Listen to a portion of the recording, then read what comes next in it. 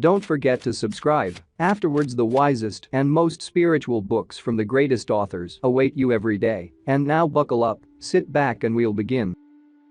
Hazrat Inayat Khan. The Mysticism of Music, Sound and Word. Today we have one of the main parts of the Sufi message of Hazrat Inayat Khan, and an attempt to group most of the teachings of this Sufi mystic about sound and music. About sound as the basis of creation and music as an important means of spiritual development. The mysticism of sound. The silent life. The life absolute from which has sprung all that is felt, seen, and perceived, and into which all again merges in time, is a silent, motionless and eternal life, which among the Sufis is called Zat. Every motion that springs forth from the silent life is a vibration and a creator of vibrations.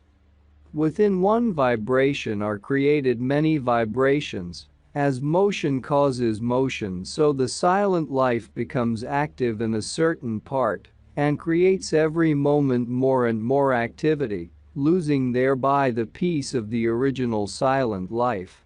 It is the grade of activity of these vibrations that accounts for the various planes of existence. These planes are imagined to differ from one another, but in reality they cannot be entirely detached and made separate from one another. The activity of vibrations makes them grosser, and thus the earth is born of the heavens. The mineral, vegetable, animal and human kingdoms are the gradual changes of vibrations, and the vibrations of each plane differ from one another in their weight, breadth, length, color, effect, sound and rhythm. Man is not only formed of vibrations, but he lives and moves in them. They surround him as the fish is surrounded by water, and he contains them within him as the tank contains water. His different moods, inclinations, affairs, successes and failures, and all conditions of life depend upon a certain activity of vibrations, whether these be thoughts, emotions or feelings. It is the direction of the activity of vibrations that accounts for the variety of things and beings. This vibratory activity is the basis of sensation and the source of all pleasure and pain. Its cessation is the opposite of sensation. All sensations are caused by a certain grade of activity of vibration.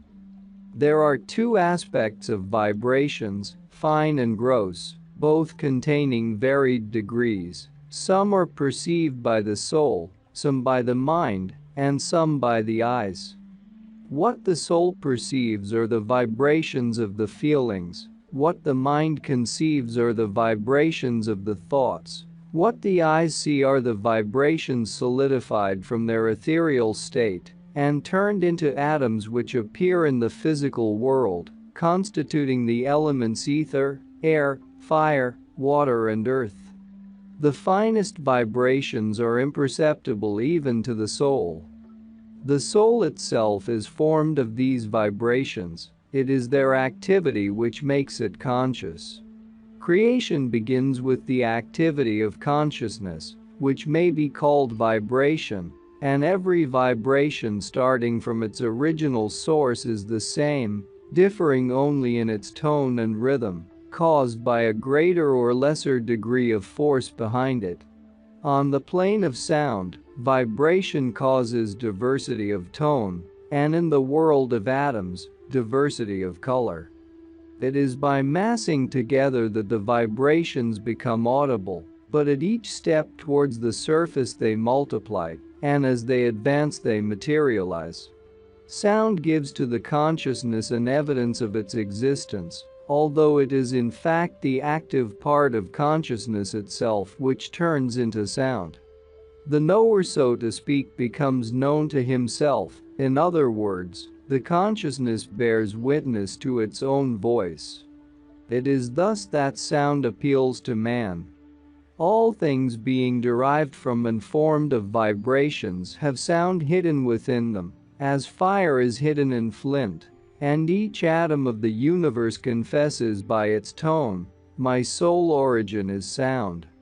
If any solid or hollow sonorous body is struck, it will answer back, I am sound. Sound has its birth, death, sex, form, planet, God, color, childhood, youth and age, but that volume of sound which is in the abstract sphere beyond the sphere of the concrete is the origin and basis of all sound. Both sound and color make their effect on the human soul according to the law of harmony. To a fine soul color appeals, and to a still finer soul sound. Tone has either a warm or a cold effect, according to its element, since all elements are made of different degrees of vibrations. Therefore, sound can produce an agreeable or a disagreeable effect upon man's mind and body, and has its healing effect in the absence of herbs and drugs, which also have their origin in vibrations. Manifestation being formed of vibrations, the planets are the primal manifestation, each planet having its special tone, therefore every note represents one planet. Every individual therefore has a note peculiar to himself which is according to his birth planet. For this reason a certain tone appeals to a particular person according to the grade of his evolution. Every element has a sound peculiar to itself. In the finer element the circle of sound expands, and in the grosser element it narrows. It is therefore distinct in the former and indistinct in the latter. The earth has various aspects of beauty as well as of variety in its sound. Its pitch is on the surface, its form is crescent-like, and its color is yellow. The sound of earth is dim and dull, and produces a thrill, activity and movement in the body. All instruments of wire and gut, as well as the instruments of percussion, such as the drum, cymbals, etc., represent the sound of the earth. The sound of water is deep, its form is serpent-like, its color green, and it is best heard in the roaring of the sea. The sound of running water, of mountain rills, the drizzling and pattering of rain, the sound of water running from a pitcher into a jar, from a pipe into a tub, from a bottle into a glass, all have a smooth and lively effect, and a tendency to produce imagination, fancy, dream, affection, and emotion. The instrument called jalatarang is an arrangement of china bowls or glasses graduated in size and filled with water in proportion to the desired scale. More water lowers the tone, and less raises it. These instruments have a touching effect upon the emotions of the heart. The sound of fire is high-pitched, its form is curled, and its color is red. It is heard in the falling of the thunderbolt and in a volcanic eruption, in the sound of a fire when blazing, in the noise of squibs, crackers, rifles, guns and cannons. All these have a tendency to produce fear. The sound of air is wavering, its form zigzag, and its color blue. Its voice is heard in storms, when the wind blows, and in the whisper of the morning breeze. Its effect is breaking, sweeping and piercing. The sound of air finds expression in all wind instruments made of wood, brass and bamboo. It has a tendency to kindle the fire of the heart, as Rumi writes in his Masnavi about the flute. Krishna is always portrayed in Indian art with a flute. The air sound overpowers all other sounds, for it is living, and in every aspect its influence produces ecstasy. The sound of ether is self-contained, and it holds all forms and colors. It is the basis of all sounds, and is the undertone which is continuous. Its instrument is the human body, because it can be audible through it, although it is all-pervading, yet it is unheard. It manifests to man as he purifies his body from material properties. The body can become its proper instrument when the space within is opened, when all the tubes and veins in it are free. Then the sound which exists externally in space becomes manifest inwardly also.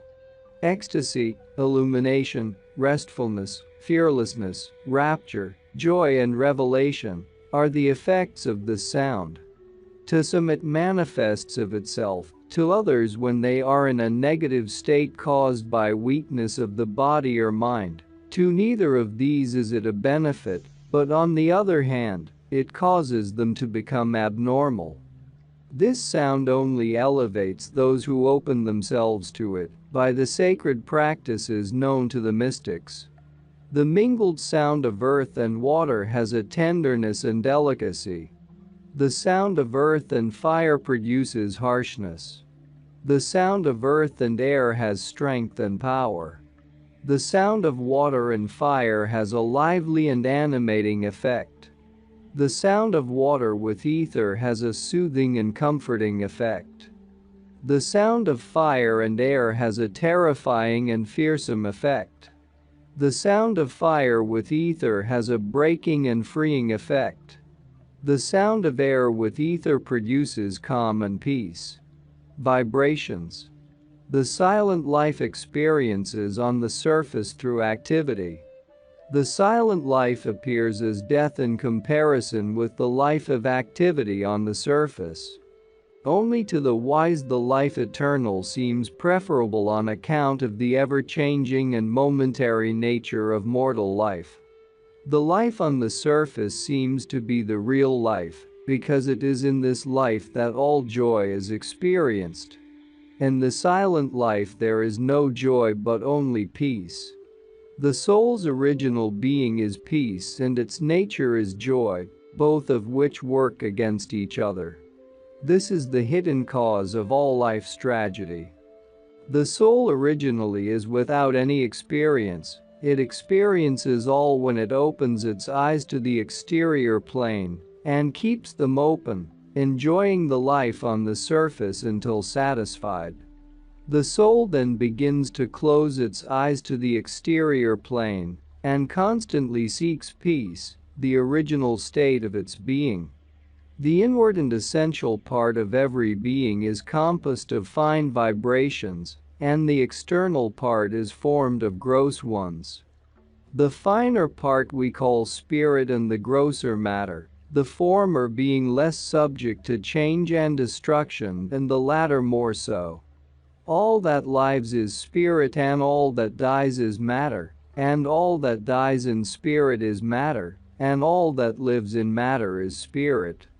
All that is visible and perceptible appears to be living, although subject to death and decay, and is becoming every moment resolved into its finer element, but the sight of man is so diluted by its awareness of the seeming world that the spirit which really lives is covered under the garb of matter, and its true being is hidden.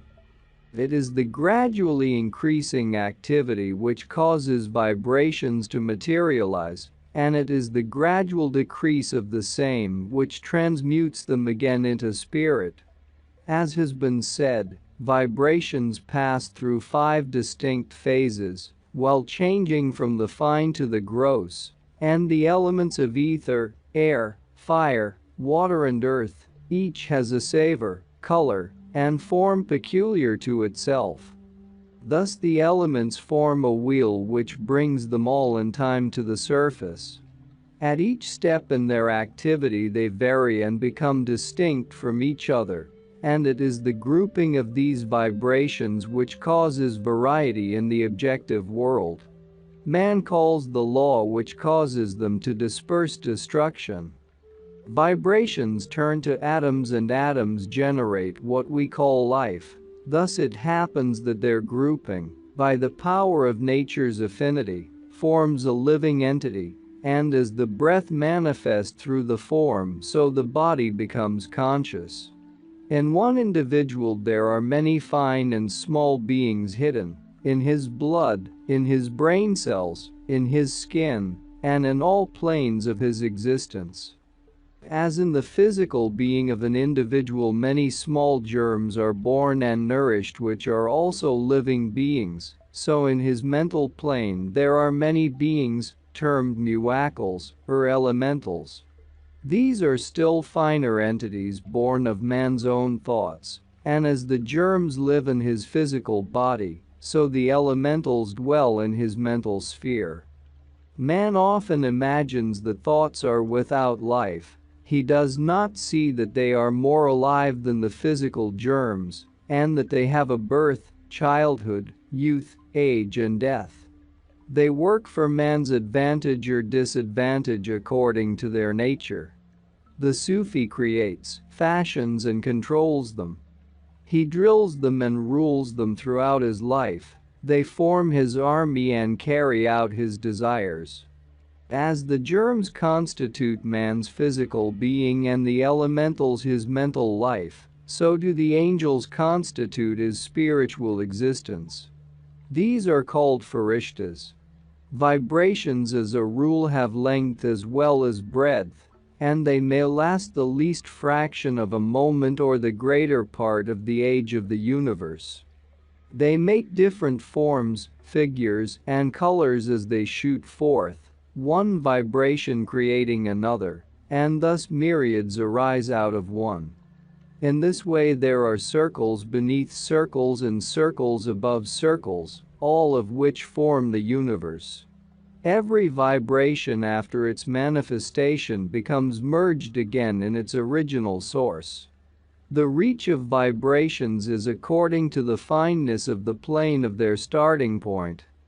To speak more plainly, the word uttered by the lips can only reach the ears of the hearer, but the thought proceeding from the mind reaches far, shooting from mind to mind. The vibrations of mind are much stronger than those of words. The earnest feelings of one heart can pierce the heart of another. They speak in the silence, spreading out into the sphere, so that the very atmosphere of a person's presence proclaims his thoughts and emotions. The vibrations of the soul are the most powerful and far-reaching. They run like an electric current from soul to soul. All things and beings in the universe are connected with each other, visibly or invisibly, and through vibrations, a communication is established between them on all the planes of existence. As an ordinary instance, if one person coughs in an assembly, many others begin to do the same, and the same is the case with yawning. This also applies to laughter, excitement and depression. This shows that vibrations convey the conditions of one being to another, therefore the seer knows of the past, present and future, and perceives conditions on all planes of existence. Vibrations work through the cord of sympathy existing between man and his surroundings, and reveal past, present and future conditions. This explains why the howling of dogs foretells death, and the neighing of horses the approach of danger. Not only animals show this, but even the plants in times of sorrow begin to die, and the flowers to fade, while during times of happiness they grow and flourish. The reason why plants and animals can perceive the vibrations and know of coming events while man is ignorant of them, is because he has blinded himself with egotism. The influence of vibrations is left on the chair on which one sits, in the bed where one has slept, in the house where one lives, in the clothes one wears, in the food one eats, and even in the street where one walks.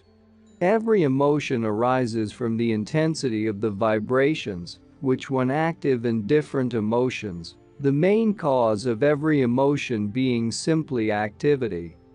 Every vibration while active raises the consciousness to the outermost surface, and the mist caused by this activity collects clouds which we call emotions.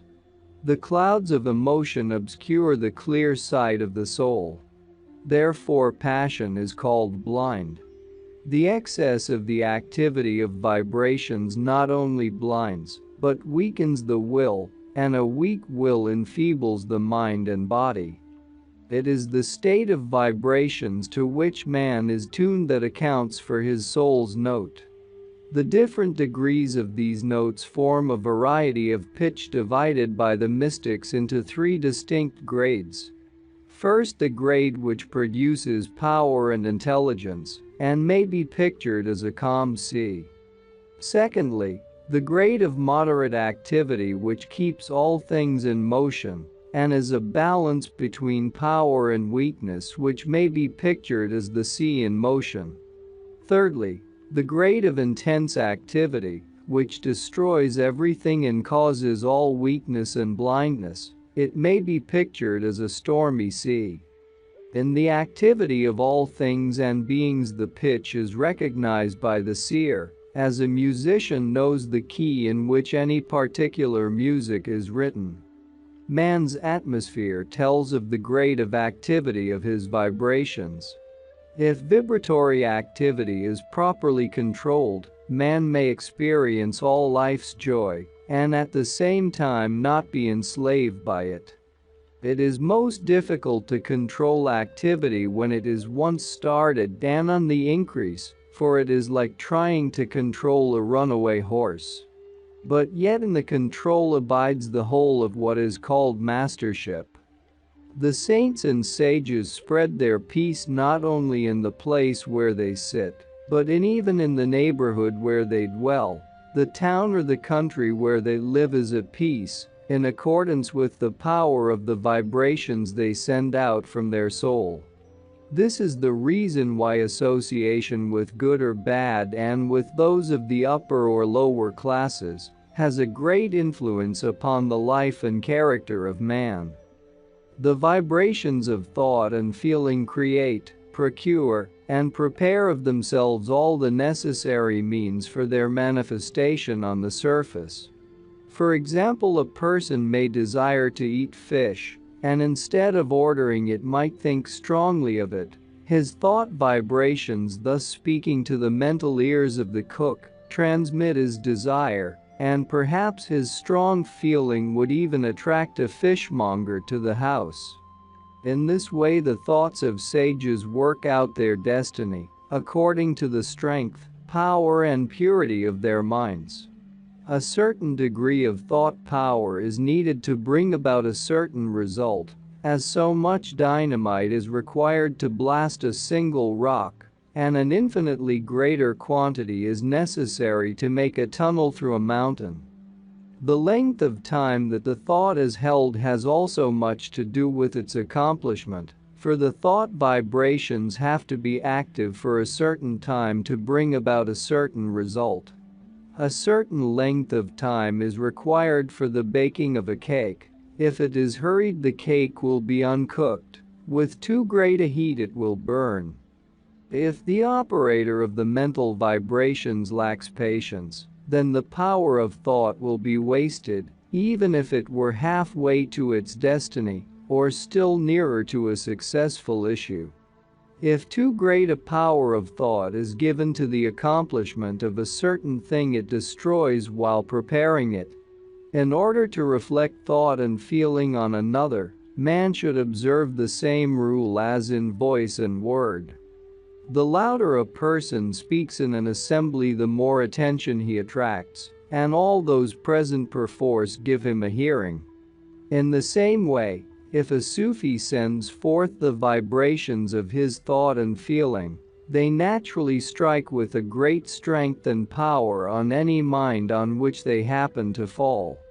As sweetness of voice has a winning power, so it is with tenderness of thought and feeling. Thought vibrations to which the spoken word is added are doubled in strength, and with a physical effort this strength is trebled. Reason is like fire, it gives light to the thought, but thought overheated loses its power, as heat can weaken the physical body. Reason gives birth to doubt, which destroys the thought power before it is able to fulfill its destiny. The strength of thought power consists in confidence or faith.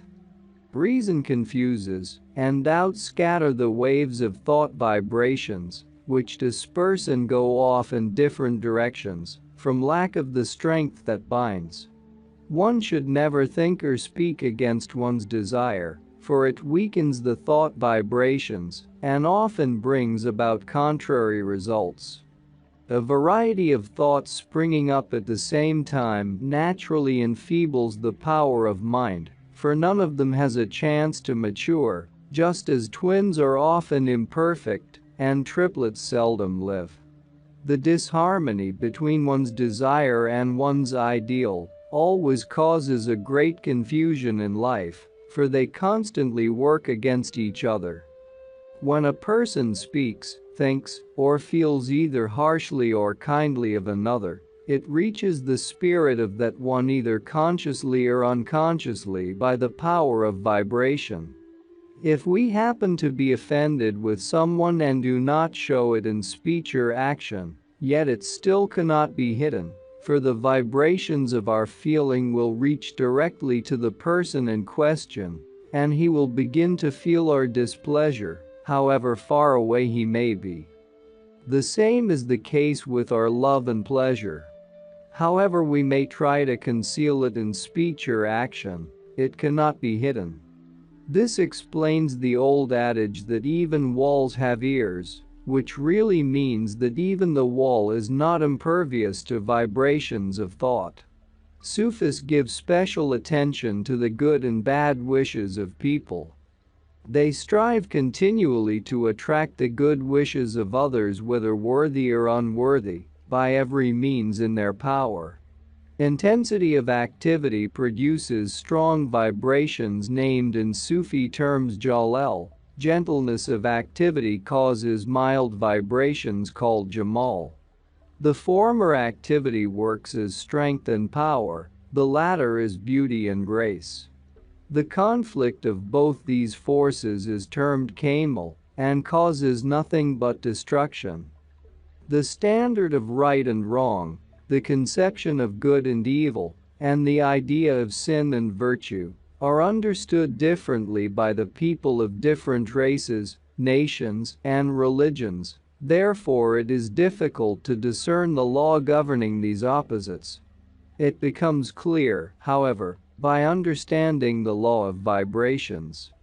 Everything and being on the surface of existence seems separate from one another, but in every plane beneath the surface, they approach nearer to each other, and in the innermost plane they all become one. Every disturbance, therefore, caused to the peace of the smallest part of existence on the surface, inwardly affects the whole. Thus any thought, speech or action that disturbs peace is wrong, evil, and a sin. If it brings about peace, it is right, good, and a virtue. Life being like a dome, its nature is also dome-like.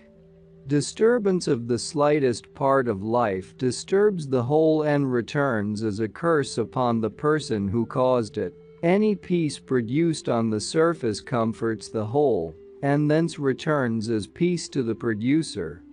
This is the philosophy of the reward of good deeds and the punishment of bad deeds given by the higher powers. Harmony. Harmony is the source of manifestation, the cause of its existence, and the medium between God and man. The peace for which every soul strives, and which is the true nature of God and the utmost goal of man, is but the outcome of harmony. This shows that all life's attainments without a sense of harmony are but vain. It is the attainment of harmony which is called heaven, and it is the lack of it which is termed hell. The master of it alone understands life, and he who lacks it is foolish in spite of all other knowledge that he may have acquired. The Sufi gives great importance to the attainment of harmony, believing that light is for angels and darkness for the devil, but that harmony is necessary for a human being in order to keep a balance in life. There are three aspects of harmony: eternal, universal, and individual. Eternal harmony is the harmony of consciousness. as it is in itself eternal, all things and beings live and move in it, yet it remains remote, undisturbed and peaceful. This is the God of the believer and the God of the knower. All vibrations from the finest to the grossest are held together by this harmony, as well as each atom of manifestation, and both creation and destruction take place in order to uphold it. Its power ultimately attracts each being towards the everlasting peace. Man is drawn in two opposite directions by the power of harmony, towards the infinite and towards manifestation. He is less conscious of the former than of the latter, and by facing towards one direction he loses sight of the other. The infinite, being the essential spirit of all, finally attracts all to itself. The Sufi gives the greatest importance to harmony with the infinite, which he realizes by resignation to the will of God, the beloved. The existence of land and water, the land for the water, and the water for the land, the attraction between the heavens and the earth, all demonstrate the universal harmony. The attraction of the sun and moon to each other, the cosmic order of the stars and the planets, all connected and related with each other, moving and working under a certain law, the regular rotation of the seasons, the night following the day, and the day in its turn giving place to the night, the dependence of one being on another, the distinctiveness, attraction and assimilation of the five elements, all prove the universal harmony. The male and female, beast and bird, vegetable and rock, and all classes of things and beings, are linked together and attracted to each other with a cord of harmony. If one being or thing, however apparently useless, were missing in this universe of endless variety, it would be as it were a note missing in a song. As Sati says, every being is born for a certain purpose, and the light of that purpose is kindled within his soul. All famines, plagues, and disasters such as storms, floods, volcanic eruptions, wars and revolutions, however bad they may appear to man, are in reality for the adjusting of this universal harmony. There is a story told in India of how once all the inhabitants of a village which had suffered from drought gathered together before the temple of their god, praying that for this year an abundance of rain might fall. A voice from the unseen replied, "Whatever we do is for the betterment of our purpose. Ye have no right to interfere with our work, O ye men." But they again cried for mercy and continued to do so more persistently. Then came the answer saying, "Your prayers, fastings, and sacrifices have induced us to grant for this 1 year as much rain as ye desire." They all returned home rejoicing. In the autumn they worked vigorously on their farms, and after having prepared the ground and sown the seed, they prayed for rain. When they considered that sufficient had fallen, they again had recourse to prayer, and the rain ceased. In this way an ideal crop of corn was produced, and all the inhabitants of that country made merry over it. This year more corn was grown than ever before. After the crops were gathered in, however, all those who ate the corn died, and many were the victims. In perplexity they again sought the god, bowing low before the temple, crying, "Why hast thou shown such wrath to us, after having shown so great a mercy?" The god replied, "It was not our wrath, but your folly for interfering with our work. We sometimes send a drought, and at other times a flood, so that a portion of your crops may be destroyed, but we have our reasons for so doing. For in this way all that is poisonous and undesirable in them is also destroyed, leaving only what is beneficial for the preservation of your life." The villagers prostrated themselves in humble prayer, saying, "We shall never again try to control the affairs of the universe. Thou art the creator and thou art the controller. We are thine innocent children, and thou alone knowest what is best for us. The Creator knows how to control his world, what to bring forth, and what to destroy. There are two aspects of individual harmony: the harmony between body and soul, and the harmony between individuals. The soul rejoices in the comforts experienced by the external self, yet man becomes so engrossed in them that the soul's true comfort is neglected. This keeps man dissatisfied through all the momentary comforts he may enjoy, but not understanding this, he attributes the cause of his dissatisfaction to some unsatisfied desire in his life.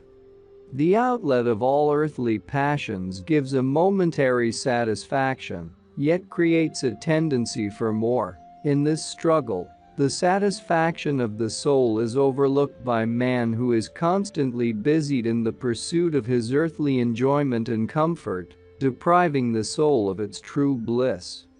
The true delight of the soul lies in love, harmony, and beauty, the outcome of which is wisdom, calm, and peace. The more constant they are, the greater is the satisfaction of the soul. If man in his daily life would examine every action which has reflected a disagreeable picture of himself upon his soul, and caused darkness and dissatisfaction, and if on the other hand he would consciously watch each thought, word, or deed which had produced an inward love, harmony, and beauty, and each feeling which had brought him wisdom, calm, and peace, then the way of harmony between soul and body would be easily understood. And both aspects of life would be satisfied, the inner as well as the outer. The soul's satisfaction is much more important than that of the body, for it is more lasting. In this way the thought, speech, and action can be adjusted, so that harmony may be established first in the self by the attunement of body and soul. The next aspect of individual harmony is practiced in one's contact with another. Every being has an individual ego produced from his own illusion. This limits his view, which is led in the direction of his own interest, and he judges of good and bad, high or low, right or wrong in relation to himself and others, through his limited view, which is generally partial and imaginary rather than true. This darkness is caused by the overshadowing of the soul by the external self. Thus a person becomes blind to his own infirmities, as well as to the merits of another, and the right action of another becomes wrong in his eyes, and the fault of the self seems right. This is the case with mankind in general, until the veil of darkness is lifted from his eyes. The nafs, the ego of an individual, causes all disharmony with the self as well as with others, thus showing its unruliness in all aspects of life. The lion, the sovereign among all animals, most powerful and majestic, is always unwelcome to the inhabitants of the forest, and he is even unfriendly to his own kind. Two lions will never greet one another in a friendly way, for their nafs is so strong, and although the lion is the ruler of all other animals, he is a slave to his own passions, which make his life restless. The nafs of herbivorous animals such as sheep and goats is subdued. For this reason they are harmless to one another, and are even harmonious enough to live in herds. The harmony and sympathy existing among them makes them mutually partake of their joys and sorrows, but they easily fall a victim to the wild animals of the forest. The masters of the past, like Moses and Muhammad, have always loved to tend their flocks in the wilderness, and Jesus Christ spoke of himself as the Good Shepherd, while Saint John the Baptist spoke of the Lamb of God, harmless and innocent, ready for sacrifice. The nafs of the bird is still milder, therefore upon one tree many, and various kinds can live as one family, singing the praise of God in unison, and flying about in flocks of thousands. Among birds are to be found those who recognize their mate and who live together, harmoniously building the nest for their young, each in turn sitting on the eggs and bearing their part in the upbringing of their little ones. Many times they mourn and lament over the death of their mate. The nafs of the insects is still less. They walk over each other without doing any harm and live together in millions as one family without distinction of friend or foe. This proves how the power of nafs grows at each step in nature's evolution and culminates in man, creating disharmony all through his life unless it is subdued, producing thereby a calm and peace within the self and a sense of harmony with others. Every human being has an attribute peculiar to his nafs. One is tiger-like, another resembles a dog, while a third may be like a cat and a fourth like a fox.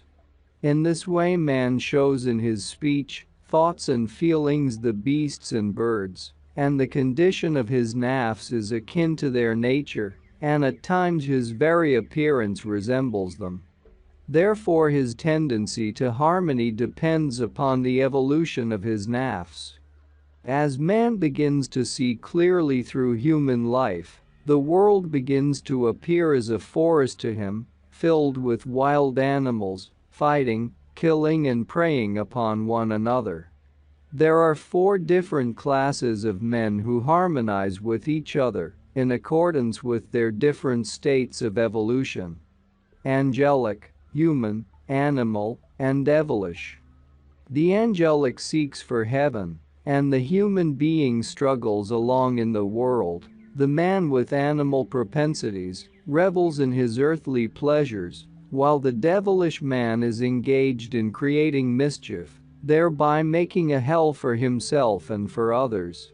Man after his human evolution becomes angelic, and through his development an animality arrives at the stage of devil. In music the law of harmony is that the nearest note does not make a consonant interval. This explains the prohibition of marriage between close relatives because of their nearness in quality and blood. As a rule, harmony is in contrast. Men fight with men and women quarrel with women, but the male and the female are as a rule harmonious with each other, and a complete oneness makes a perfect harmony. In every being the 5 elements are constantly working, and in every individual one especially predominates. The wise have therefore distinguished 5 different natures in man, according to the element predominant in him. Sometimes 2 elements or even more predominate in a human being in a greater or lesser degree. The harmony of life can be learnt in the same way as the harmony of music.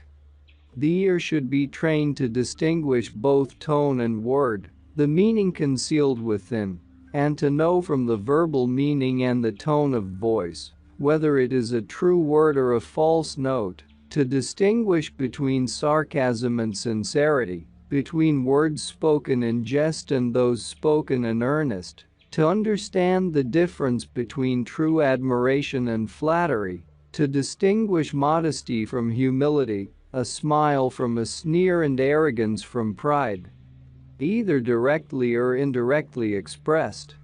By so doing the ear becomes gradually trained in the same way as in music, and a person knows exactly whether his own tone and word as well as those of another are false or true. Man should learn in what tone to express a certain thought or feeling as in voice cultivation. There are times when he should speak loudly, and there are times when a soft tone of voice is needed, for every word a certain note, and for every speech a certain pitch is necessary. At the same time there should be a proper use of a natural, sharp or flat note, as well as a consideration of key. There are 9 different aspects of feeling, each of which is a certain mode of expression. Mirth, expressed in a lively tone; grief, in a pathetic tone, fear, in a broken voice, mercy, in a tender voice, wonder in an exclamatory tone, courage in an emphatic tone, frivolity, in a light tone, attachment, in a deep tone, and indifference, in the voice of silence. An untrained person confuses these. He whispers the words which should be known and speaks out loudly those which should be hidden. A certain subject must be spoken of in a high pitch, while another requires a lower pitch. One should consider the place, the space, the number of persons present, the kind of people in their evolution, and speak in accordance with the understanding of others. As it is said, speak to people in their own language.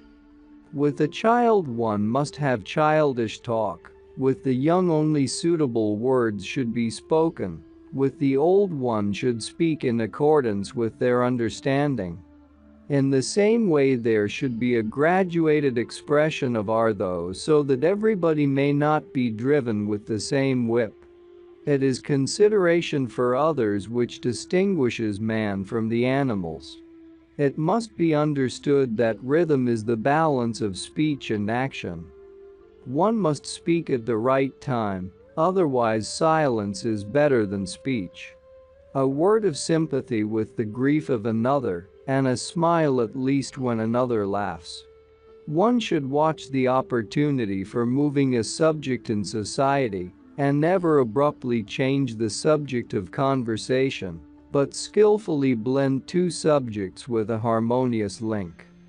Also one should wait patiently while another speaks, and keep a rein on one's speech when the thought rushes out uncontrollably, in order to keep it in rhythm and under control during its outlet. One should emphasize the important words with a consideration of strong and weak accent. It is necessary to choose the right word and mode of expression, to regulate the speed, and to know how to keep the rhythm. Some people begin to speak slowly and gradually increase the speed to such an extent that they are unable to speak coherently. The above applies to all actions in life. The Sufi, like a student of music, trains both his voice and ear in the harmony of life. The training of the voice consists in being conscientious about each word spoken, about its tone, rhythm, meaning and the appropriateness for the occasion. For instance, the words of consolation should be spoken in a slow rhythm, with a soft voice and sympathetic tone. When speaking words of command, a lively rhythm is necessary, and a powerful and distinct voice. The Sufi avoids all unrhythmic actions. He keeps the rhythm of his speech under the control of patience, not speaking a word before the right time, not giving an answer until the question is finished. He considers a contradictory word a discord unless spoken in a debate, and even at such times, he tries to resolve it into a consonant chord. A contradictory tendency in man finally develops into a passion, until he contradicts even his own idea if it be propounded by another. In order to keep harmony, the Sufi even modulates his speech from one key to another. In other words, he falls in with another person's idea by looking at the subject from the speaker's point of view instead of his own. He makes a base for every conversation with an appropriate introduction, thus preparing the ears of the listener for a perfect response. He watches his every movement and expression, as well as those of others, trying to form a consonant chord of harmony between himself and another. The attainment of harmony in life takes a longer time to acquire, and a more careful study than does the training of the ear and the cultivation of the voice, although it is acquired in the same manner as the knowledge of music. To the ear of the Sufi, every word spoken is like a note which is true when harmonious and false when inharmonious.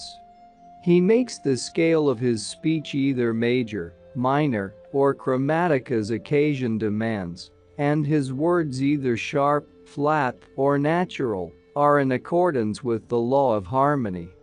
For instance, the straight, polite and tactful manner of speech is like his major, minor or chromatic scale, representing dominance, respect and equality. Similarly, he takes arbitrary or contrary motions to suit the time and situation by following step by step, by agreeing and differing, and even by opposing, and yet keeping up the law of harmony in conversation. Take any two persons as two notes. The harmony existing between them forms intervals either consonant or dissonant, perfect or imperfect, major or minor, diminished or augmented as the two persons may be. The interval of class, creed, caste, race, nation or religion, as well as the interval of age or state of evolution, or of varied and opposite interests, show the law here distinctly.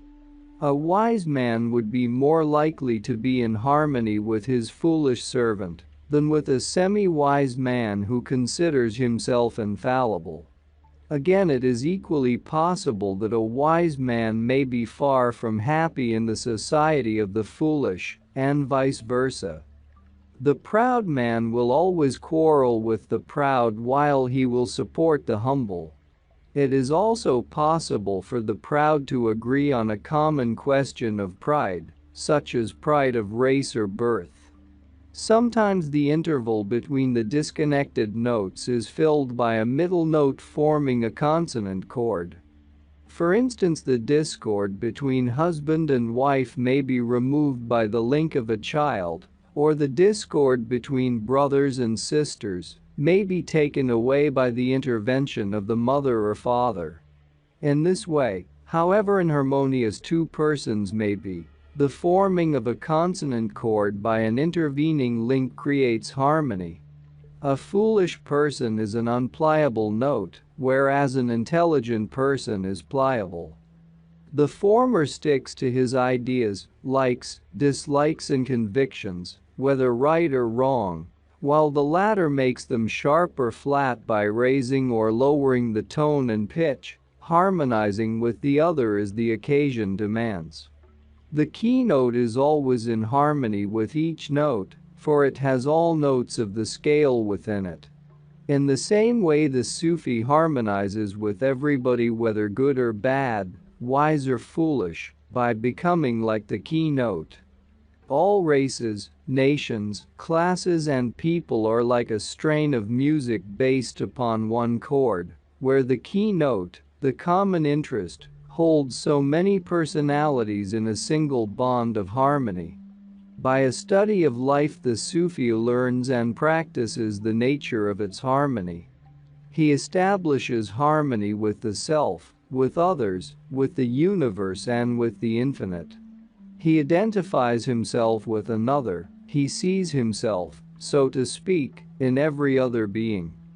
He cares for neither blame nor praise, considering both as coming from himself. If a person were to drop a heavy weight and in so doing hurt his own foot, he would not blame his hand for having dropped it, realizing himself in both the hand and the foot. In like manner, the Sufi is tolerant when harmed by another, thinking that the harm has come from himself alone. He uses counterpoint by blending the undesirable talk of a friend and making it into a fugue. He overlooks the faults of others, considering that they know no better. He hides the faults of others and suppresses any facts that would cause disharmony. His constant fight is with the nafs, the root of all disharmony and the only enemy of man. By crushing this enemy, man gains mastery over himself. This wins for him mastery over the whole universe, because the wall standing between the self and the Almighty has been broken down.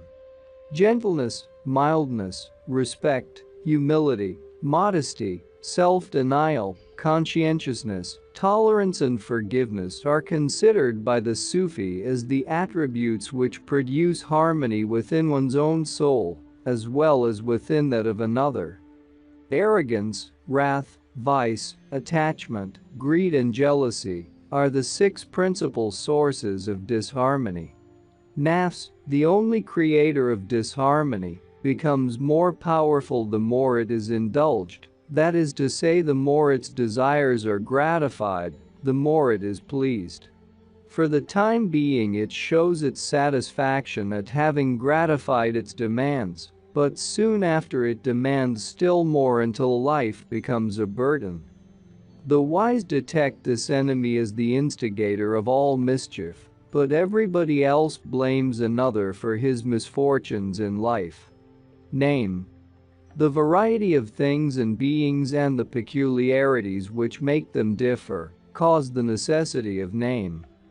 Name produces the picture of a form, figure, color, size, quality, quantity, feeling and sense of things and beings, not only perceptible and comprehensible, but even of those beyond the perception and comprehension. Therefore its importance is greater than all things. There is a great secret hidden in a name, be it the name of a person or a thing, and it is formed in relation to the past, present and future conditions of its object. The right horoscope tells you therefore about the conditions of a person. All mystery is hidden in name. The knowledge of everything rests on first knowing its name, and knowledge is not complete which is devoid of name. Mastery depends upon knowledge. Man cannot master a thing of which he has no knowledge. All blessings and benefits derived from earth or heaven are gained by mastery which depends upon knowledge, knowledge depending upon name. Man without the knowledge of the name of a thing is ignorant, and the one who is ignorant is powerless, for man has no hold over anything of which he has no knowledge. The reason of man's greatness is the scope of the knowledge with which he is gifted, all the mystery of which lies in his recognition of the differences between things and beings. This gives man superiority not only over all creatures of the earth, but it even makes him excel the angels, the hosts of heaven. The Quran explains it in the following words: "When thy Lord said unto the angels, we are going to place a substitute on earth, they said, wilt thou place there one who will do evil therein and shed blood, while we celebrate thy praise and sanctify thee?" God answered, "Verily we know that which ye know not," and he taught Adam the names of all things, and then presented them to the angels, and said, "Declare unto me the names of these things if ye say truth." They answered, "Praise be unto thee, we have no knowledge, but what thou teachest us, for thou art all-knowing and wise." God said, "O Adam, tell them their names." And when Adam came he told their names. Every name reveals to the seer the past, present, and the future of that which it covers. Name is not only significant of form but of character as well. The meaning of name plays an important part in man's life, and the sound, the vowels in the name, the rhythm, number, and nature of the letters which compose it, the mystical numbers, symbol and planet, as well as the root from which it is derived, and the effect which it produces, all disclose their secret to the seer. The meaning of a name has a great influence upon its possessor as well as upon others. From the sound of the letters and the word they compose, the mystic can understand much about the character and fate of a person. An intelligent person generally gets the idea from the sound of letters that compose a name, whether it is beautiful or ugly, soft or hard, consonant or dissonant, but does not know what makes it so. The one who understands knows why it is so. Letters singly or together or either pronounced smoothly or with difficulty, and have their effect accordingly upon oneself and upon another. Names that are smooth and soft-sounding make a soft effect upon the speaker and listener, whereas hard-sounding names have a contrary effect. Man naturally calls soft things by smooth names and hard things by hard-sounding names, as for instance flower and rock, wool and flint, etc. Language, and especially name, show the class of people and character of families, communities and races. Vowels play a great part in the name and its influence. E and I denote Jamal, the feminine quality of grace, wisdom, beauty and receptivity. O and U denote Jalel, the masculine quality of power and expression. A denotes Kamal, which is significant of the perfection in which both these qualities are centered. The above named vowels in the composition of the name have an effect according to their place in the name, whether in the beginning, center or end. Fate in Sanskrit is called karma, meaning the rhythm of past actions. The influence of rhythm suggested by a name has an effect upon the entity whose name it is as well as upon those who call him by that name. Evenness of rhythm gives balance, while unevenness causes a lack of balance. The beauty of rhythm beautifies the character of man. By rhythm is meant the way in which the name begins and how it ends, whether evenly or unevenly, on the accent or before the accent. The accent falling on the beginning, middle or end varies the effect which plays a part in a person's character and fate. The rhythm of the name suggests the main thing in life, balance or its lack. Lack of balance is a deficiency in character and causes adversity in life. The number of letters plays a great part in the name of a person. An even number shows beauty and wisdom, and an odd number shows love and power. Number plays a great part in life and especially in name. Each letter of a name has its numerical value. In Oriental science it is called Jaffer. By this system not only are names given to buildings, objects and people, conveying their period of commencement and completion, but the combination of these numbers conveys to the seer its mystical effect. Names have a psychic effect upon their owners and even upon surroundings. The names of elementals and jinns, the sacred names of God, and the holy names of the prophets and saints, written according to the law of their numerical value, act as a magical charm for the accomplishment of different objects in life, and by the combination of such names written or repeated in their numerical form, wonders are performed. Every letter, either singly or when grouped in a word, produces a picture which tells its secret to the seer. For instance, X makes a cross and O0, both of which have a meaning. The alphabet used in modern times is a corruption of the original ones, though the old Arabic and Persian writings which are found on arches, walls, hems of garments, on brass vessels and carpets, are of most perfect and beautiful design. A great symbolic significance may be seen in the Chinese, Japanese, Sanskrit and other ancient scripts. Every line, dot and curve has a meaning. The ancients used to write every name not with different letters, but as a picture signifying what they wished to express. The picture was divided into different parts, and each part was used to represent a certain sound, and in this way the alphabets were made. By this break the true picture was lost, but a certain likeness may still be traced. Even in the present day, although we have a most corrupted form of writing, still from the appearance of a certain name, a person's life, fate or character may be read in whatever language it may be written. For instance, a name beginning with I shows a steadfast and righteous ego, uniqueness and love of God and the pursuit of truth. He shows a shy and backward nature and an interest in three directions. As one letter makes a picture, in the same way a whole word makes a picture. The idea of Allah has come from man, and one can read in the form of the hand the word Allah. The Christian name has a greater influence than the surname. Sometimes a nickname has a still greater effect.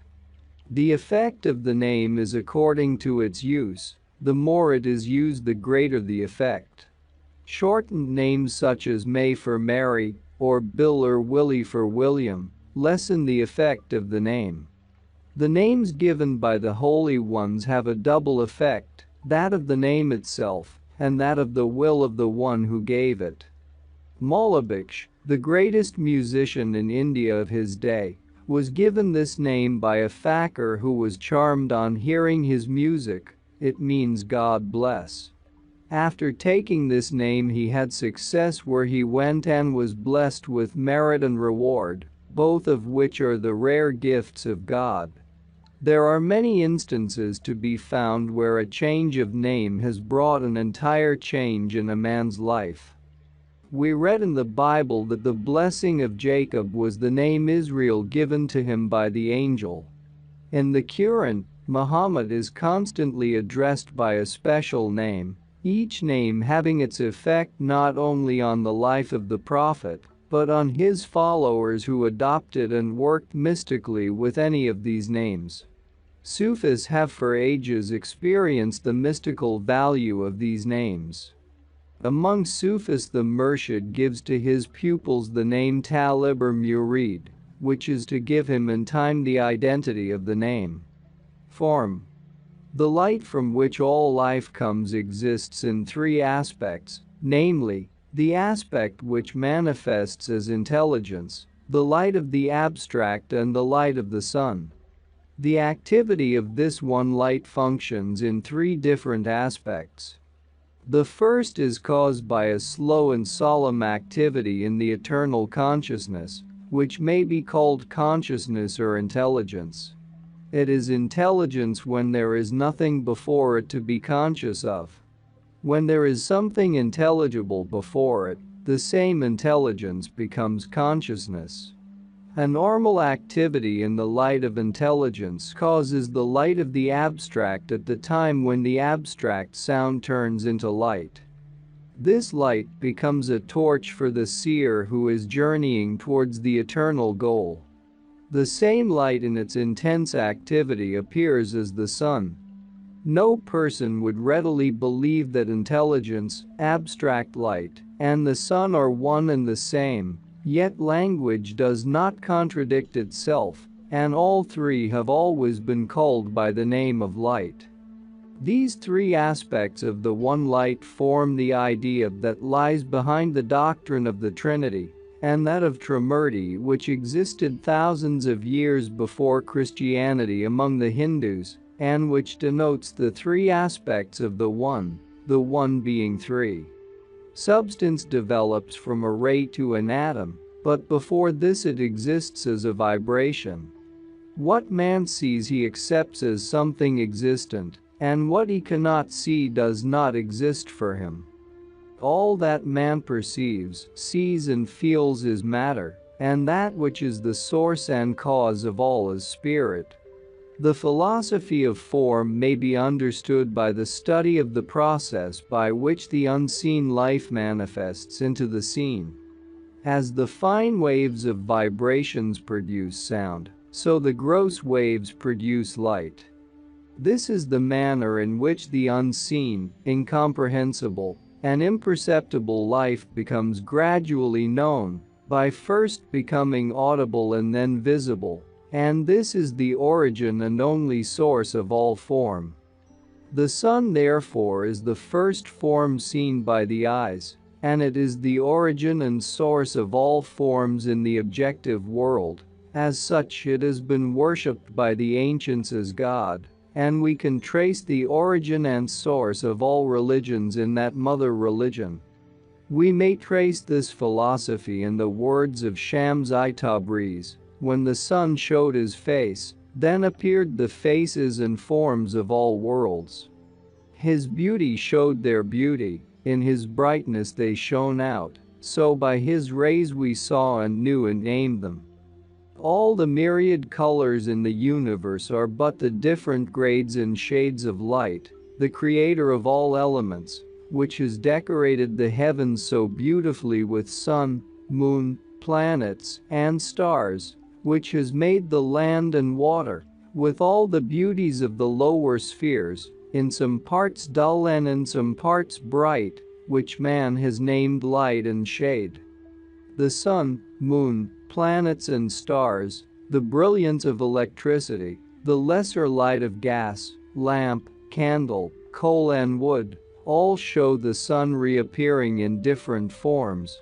The sun is reflected in all things, be they dull pebbles or sparkling diamonds, and their radiance is according to their capability of reflection. This shows that light is the one and only source and the cause of the whole creation. God is the light of the heaven and of the earth, the Quran says, and we read in Genesis, and God said, "Let there be light," and there was light. All forms on whatever plane they exist are molded under the law of affinity. Every atom attracts towards itself the atom of its own element. Every positive atom attracts the negative atom of its own element. Every negative attracts the positive, yet each attraction is different and distinct. These atoms group together and make a form. The atoms of the abstract plane group together and make forms of light and color. These and all different forms of the finer forces of life are seen by the seer. The forms of the mental plane are composed of the atoms of that plane. These are seen by the mind's eye and are called imagination. On the physical plane, this process may be seen in a more concrete form. The mystic sees on the abstract plane one or other element predominating at a certain time, either ether, air, fire, water, or earth. Every element in the finer forces of life is rendered intelligible by the direction of its activity and color, and the various forms of light show its different traits of activity. For instance, the feeling of humor develops into greater humor, and sadness into a deeper sorrow, and so it is with the imagination. Every pleasant thought develops pleasure and expands into still pleasanter thought, and every disagreeable imagination grows and becomes more intense.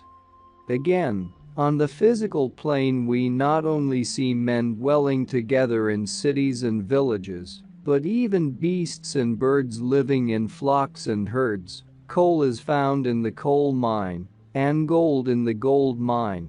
The forest contains thousands of trees, whereas the desert holds not a single one. All this proves the power of affinity, which collects and groups the kindred atoms and makes of them numerous forms, thereby creating an illusion before the eye of man, who thus forgets the one source in the manifestation of variety. The direction taken by every element to make a form depends upon the nature of its activity. For instance, an activity following a horizontal direction shows the earth element, a downward direction the water element, an upward direction the fire element. The activity that moves in a zigzag direction shows the air element, and the form taken by ether is indistinct and misty. Therefore, the nature of all things is made plain to the seer by their form and shape, and from their color their element is known, yellow being the color of earth, green of water, red of fire, blue of air, and gray of ether. The mingling of these elements produces mixed colors of innumerable shades and tones, and the variety of color in nature bears evidence of the unlimited life behind it. Every activity of vibrations produces a certain sound, according to its dome of resonance, and according to the capacity of the mold in which the form is shaped. This explains the idea behind the ancient Hindu word Nada Brahma, which means sound, the creator God. By the law of construction and destruction, as well as by addition and reduction, the different forms in this objective world group together and change. A close study of the constant grouping and dispersing of the clouds will reveal many different forms within a few minutes, and this is a key to the same process which can be seen all through nature. The construction and destruction, addition and reduction in forms, all take place under the influence of time and space. Each form is shaped and changed subject to this law, for the substance differs according to the length, breadth, depth, height and shape of the mold wherein the form is fashioned, and the features are formed according to the impression pressed upon it. It takes time to make a young and tender leaf green, and again to change it from green to red and yellow, and it is space that makes of water either a ditch, well, pond, stream, river or ocean. The dissimilarity in the features of various races in different periods can be accounted for by the law of time and space, together with climatic and racial causes. The Afghans resemble the natives of the Punjab, and the Sinhalese the people of Madras. Arabs are similar in feature to the Persians, and the Chinese closely resemble the Japanese. Tibetans resemble the natives of Bhutan, and the Burmese closely resemble the Siamese. All this proves that the proximity of the lands which they inhabit is largely the cause of likeness in feature. As wide as is the distance of space, so wide is the difference in feature among people. The similarity in form of germs, worms and insects is accounted for by the same reason. Twin-born children as a rule resemble each other more closely than other children. Form depends mostly upon reflection. It is the reflection of the sun in the moon that makes the moon appear round like the sun. All the lower creation evolves by the same law. Animals which begin to resemble man are those which are in his surroundings and see him daily. A man who has the care of animals begins to resemble them, and we see that the butler of a colonel has the bearing of a soldier, and a maid working in a nunnery in time becomes like a nun. As all things are subject to change, no one thing is the same as it was a moment before, although the change may not be noticeable, for only a definite change is perceptible. In a flower there is the change from bud to blossom, and in a fruit from the unripe to the ripe state. Even stones change, and some among them have been known to become perceptibly altered even in the course of 24 hours. Time has a great influence upon things and beings, as may be seen by the change from infancy to youth, and from middle age to old age. In Sanskrit, therefore, time is called kala, which means destruction, as no change is possible without destruction.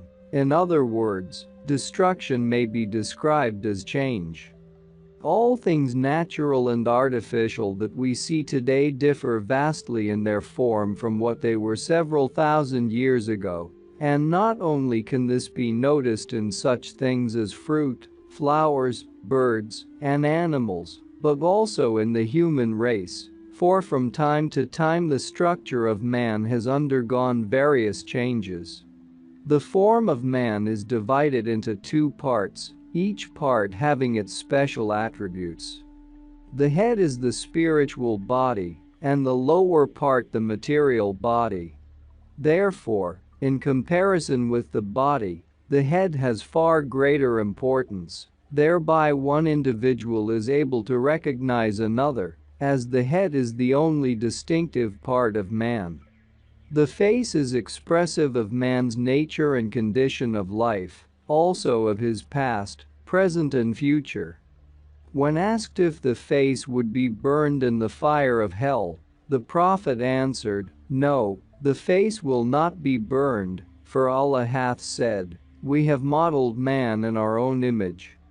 The likeness between things and beings, as well as between beasts and birds, animals and man, can tell us a great deal about the secret of their nature. The sciences of phrenology and physiology were discovered not only by examining the lives of men of various features, but chiefly by studying the similarity that exists between them and animals. For instance, a man having the features of a tiger will have a dominant nature, coupled with courage, anger and cruelty.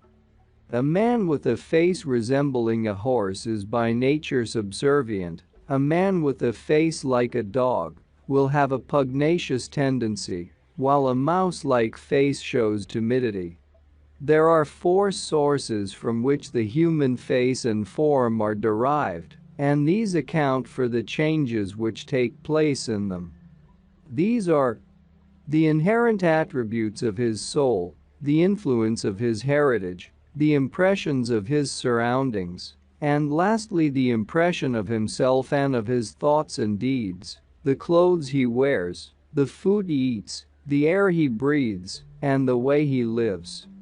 In the first of these sources man is helpless, for he has no choice. It was not the desire of the tiger to be a tiger, neither did a monkey choose to be a monkey, and it was not the choice of the infant to be born a male or a female. This proves that the first source of man's form depends upon the inherent attributes brought by his soul.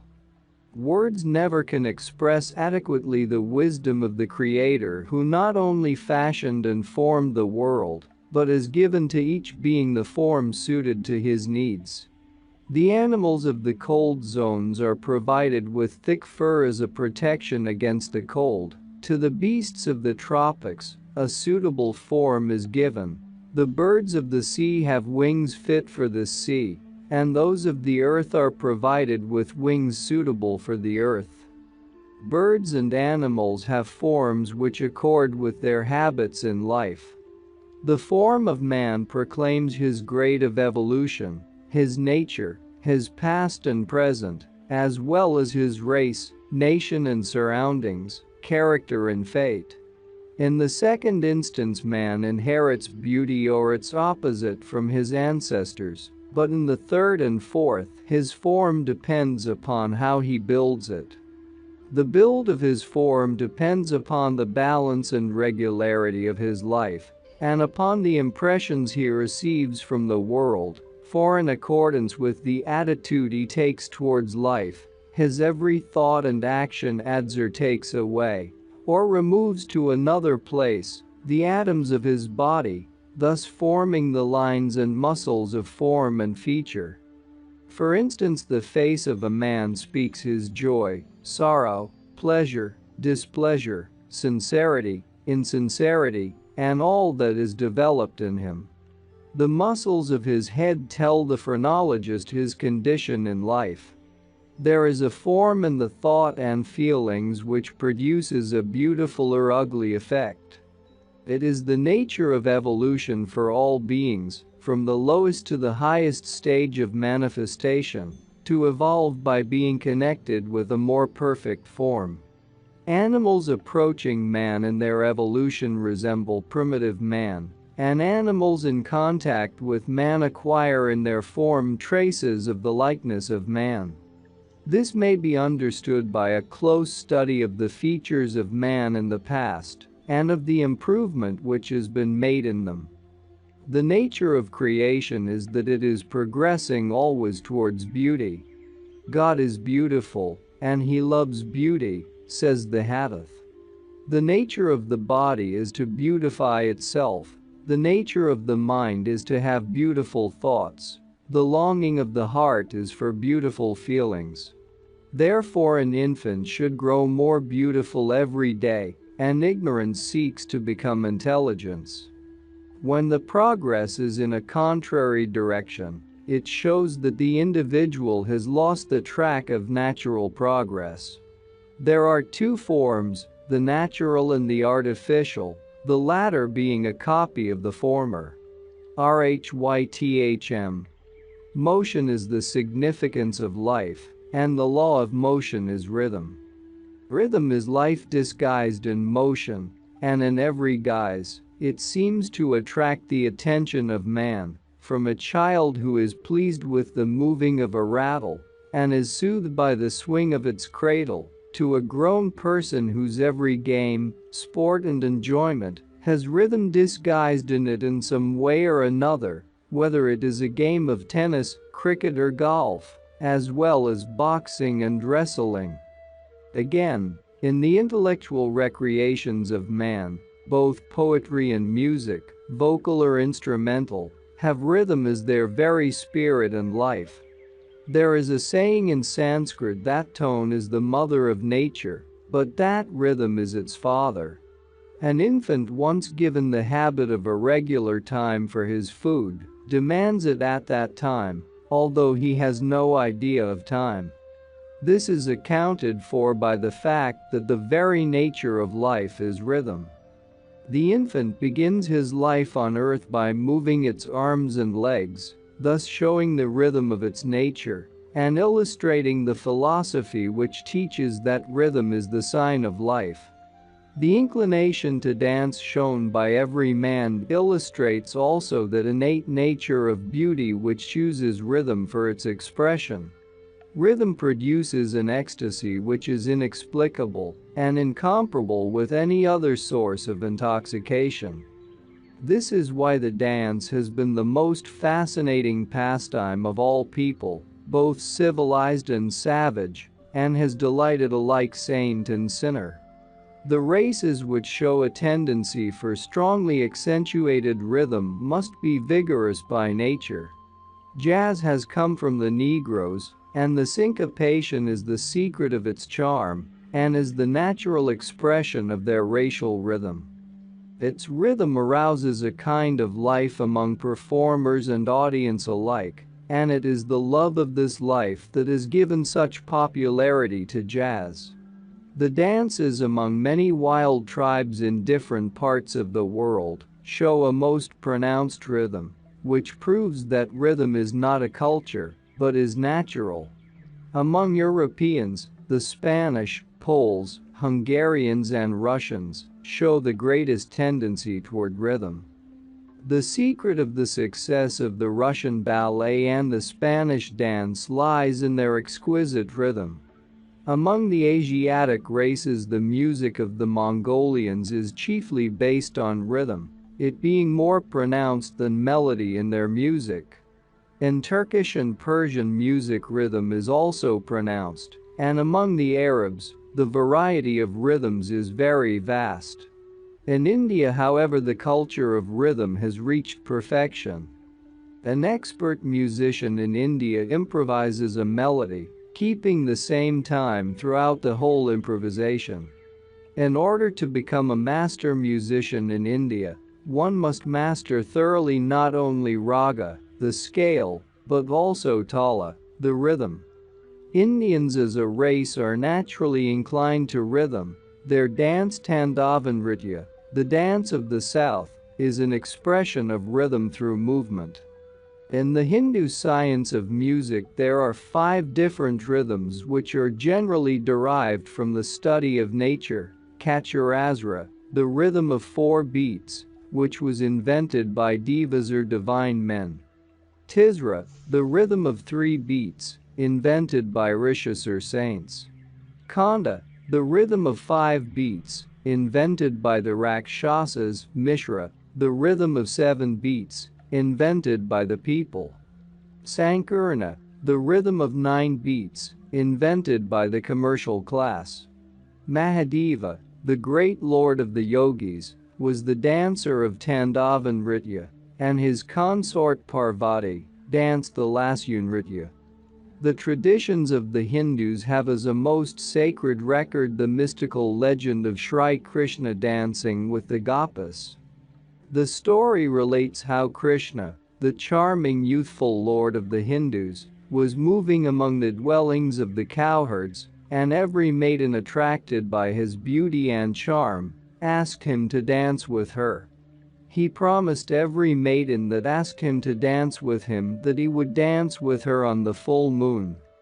On the night of the full moon there assembled 1600 gopis, and the miracle of Krishna was performed when he appeared as a separate Krishna to each gopi, and all of them danced with their beloved Lord at one and the same time. There is a tradition in Islam where music, dancing, and all amusements and light occupations are strictly prohibited, that on one occasion, it being a holiday, the Prophet called his wife Aisha to look at the dance and listen to the music of some street musicians. In the meantime his great caliph happened to come by and was shocked at seeing the Prophet, who had prohibited such things, himself permitting music in front of his house. When he stopped the music of the street players, pointing out to them that it was the house of the Prophet, Muhammad requested that they might continue, saying that it was a holiday and that there is no heart that does not move with the motion of rhythm. In the traditions of the Sufis raqs, the sacred dance of spiritual ecstasy, which even now is prevalent among the Sufis of the East, is traced to the time when contemplation of the Creator impressed the wonderful reality of his vision so deeply on the heart of Jalaluddin Rumi that he became entirely absorbed in the whole and single immanence of nature and took a rhythmic turn which caused the skirt of his garment to form a circle. And the movements of his hands and neck made a circle, and it is the memory of this moment of vision which is celebrated in the dance of dervishes. Even in the lower creation, among beasts and birds, their joy is always expressed in dance. A bird like the peacock, when conscious of his beauty and of the beauty of the forest around him, expresses his joy in dance. Dance arouses passion and emotion in all living creatures. In the East, and especially in India, where the life of the people for centuries has been based on psychological principles, in the royal processions or at durbars, an impression of kingly grandeur is made upon the minds of people by the beating of drums, and the same beating of drums takes place at wedding ceremonies and at the services in the temples. Sufis, in order to awaken in man that part of his emotional nature which is generally asleep, have a rhythmic practice which sets the whole mechanism of body and mind in rhythm. There exists in all people, either consciously or unconsciously, a tendency toward rhythm. Among European nations the expression of pleasure is shown by the clapping of the hands. A farewell sign is made by the waving of the hand which makes rhythm. All labor and toil, however hard and difficult, is made easy by the power of rhythm in some way or other. This idea opens to the thinker a means for a still deeper study of life. Rhythm in every guise, be it called game, play, amusement, poetry, music or dance, is the very nature of man's whole constitution. When the entire mechanism of his body is working in a rhythm, the beat of the pulse, of the heart, of the head, the circulation of the blood, hunger and thirst, all show rhythm, and it is the breaking of rhythm that is called disease. When the child is crying and the mother does not know what ails it, she holds it in her arms and pats it on the back. This sets the circulation of the blood, the pulsations and the whole mechanism of the body in rhythm, in other words, sets the body in order and soothes the child. The nursery rhyme pat a cake, which is known all the world over in some form or other, cures a child of fretfulness by setting its whole being in rhythm. Therefore physicians depend more upon the examination of the pulse than on anything else in discovering the true nature of disease, together with the examination of the beat of the heart and the movement of the lungs in the chest and back. Rhythm plays a most important part not only in the body, but in the mind also. The change from joy to sorrow, the rising and fall of thoughts, and the whole working of the mind show rhythm, and all confusion and despair, seem to be accounted for by the lack of rhythm in mind. In ancient times, healers in the East, and especially those in India, when healing a patient of any complaint of a psychological character, known either as an obsession or an effect of magic, excited the emotional nature of the patient by the emphatic rhythm of their drum and song, at the same time making the patient swing his head up and down in time to the music. This aroused his emotions and prompted him to tell the secret of his complaint, which hitherto had been hidden under the cover of fear, convention, and forms of society. The patient confessed everything to the healer under the spell produced by the rhythm, and the healer was enabled to discover the source of the malady. The words thoughtful and thoughtless signify a rhythmic or unrhythmic state of the mind, and balance, which is the only upholding power in life, is kept by rhythm. Respiration, which keeps mind and body connected and which links the mind and soul, consists in keeping rhythm every moment when awake or asleep. Inhaling and exhaling may be likened to the moving and swinging of the pendulum of a clock. As all strength and energy is maintained by breath, and as breath is the sign of life, and its nature is to flow alternately on the right and left side, all this proves rhythm to be of the greatest significance in life. As rhythm is innate in man and maintains his health, so upon rhythm depend all a man's affairs in life, his success, his failure, his right acts and his wrong acts, all are accounted for in some way or other by a change of rhythm. The instinct of flying in the bird is a rhythmic movement of the wings, and it is the same tendency of rhythmic contraction which makes the fish swim and the snake glide. A keen observation shows that the whole universe is a single mechanism working by the law of rhythm, the rise and fall of the waves, the ebb and flow of the tide, the waxing and waning of the moon, the sunrise and the sunset, the change of the seasons, the moving of the earth and of the planets, the whole cosmic system, and the constitution of the entire universe are working under the law of rhythm. Cycles of rhythm, with major and minor cycles interpenetrating, uphold the whole creation in their swing. This demonstrates the origin of manifestation. That motion has sprung from the motionless life, and that every motion must necessarily result in a dual aspect. As soon as you move a stick, the single movement will make 2 points, the one where it starts and the other where it ends, the one strong and the other weak. To these a music conductor will count 1, 2, 1, 2, a strong accent and a weak accent. One motion with 2 effects, each distinct and different from the other. It is this mystery that lies hidden under the dual aspect of all phases and forms of life, and the reason, cause, and significance of all life is found in rhythm. There is a psychological conception of rhythms used in poetry or music which may be explained thus. Every rhythm has a certain effect, not only upon the physical and mental bodies of the poet, on him for whom the poetry is written, on the musician, or on him to whom the song is sung, but even upon their life's affairs. The belief is that it can bring good or bad luck to the poet and musician, or to the one who listens. The idea is that rhythm is hidden under the root of every activity, constructive or destructive, so that on the rhythm of every activity the fate of the affair depends. Expressions used in everyday speech such as, "he was too late," or "it was done too soon," or "that was done in time," all show the influence of rhythm upon the affair.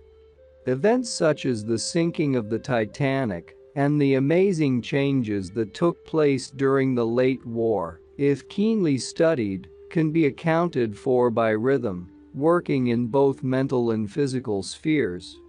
There is a superstition among Indians that when somebody yawns, Someone else who is present must either snap his fingers or clap his hands.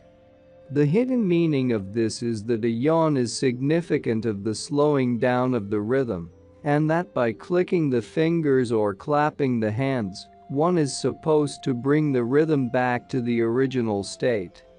A Muslim child, when reading the Quran, moves his head backwards and forwards. This is popularly supposed to be a respectful bow to the sacred words that he reads, but psychologically speaking, it helps him to memorize the Quran by regulating the circulation and making the brain a receptive vehicle, as when filling a bottle, one sometimes shakes it in order to make more room.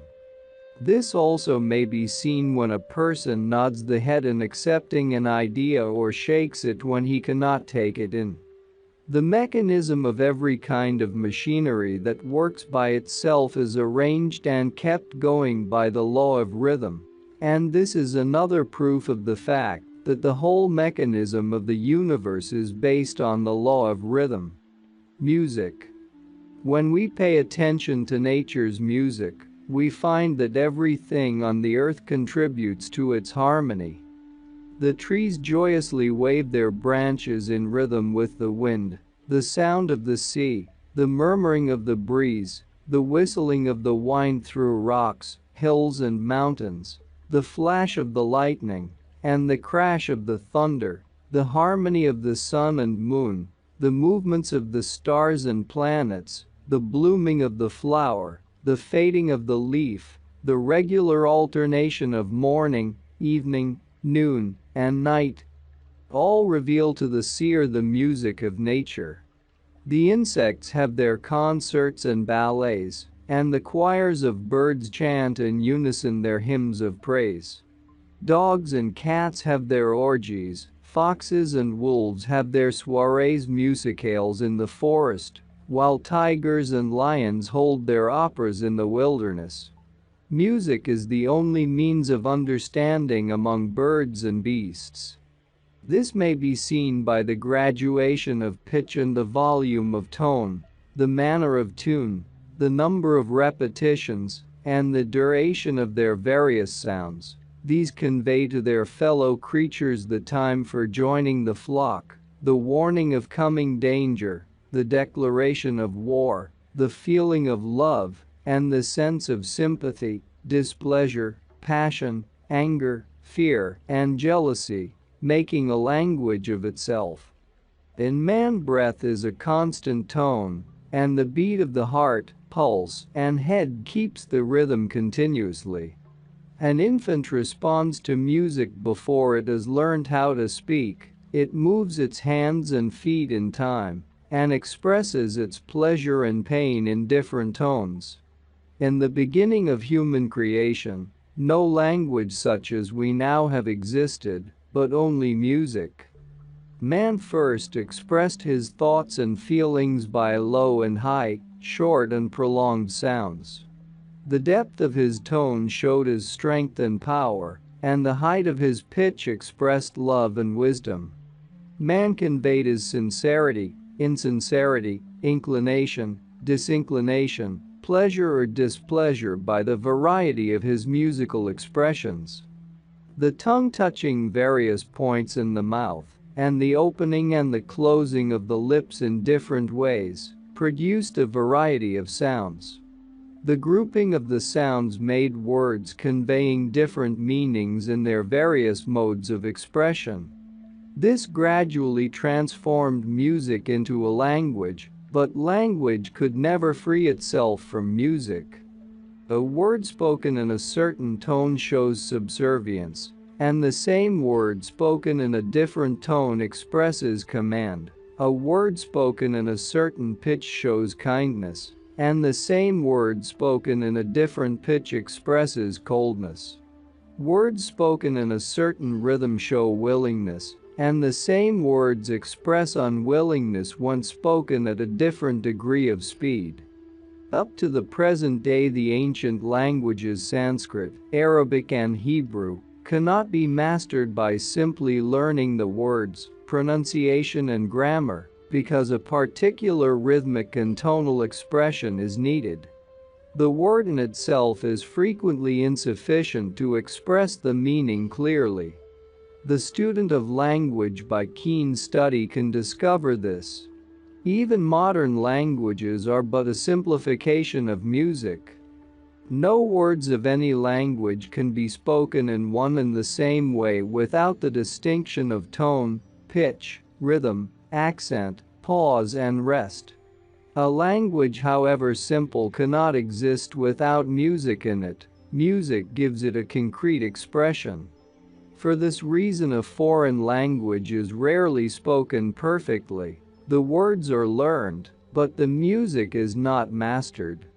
Language may be called the simplification of music. Music is hidden within it, as the soul is hidden in the body. At each step toward simplification, the language has lost some of its music.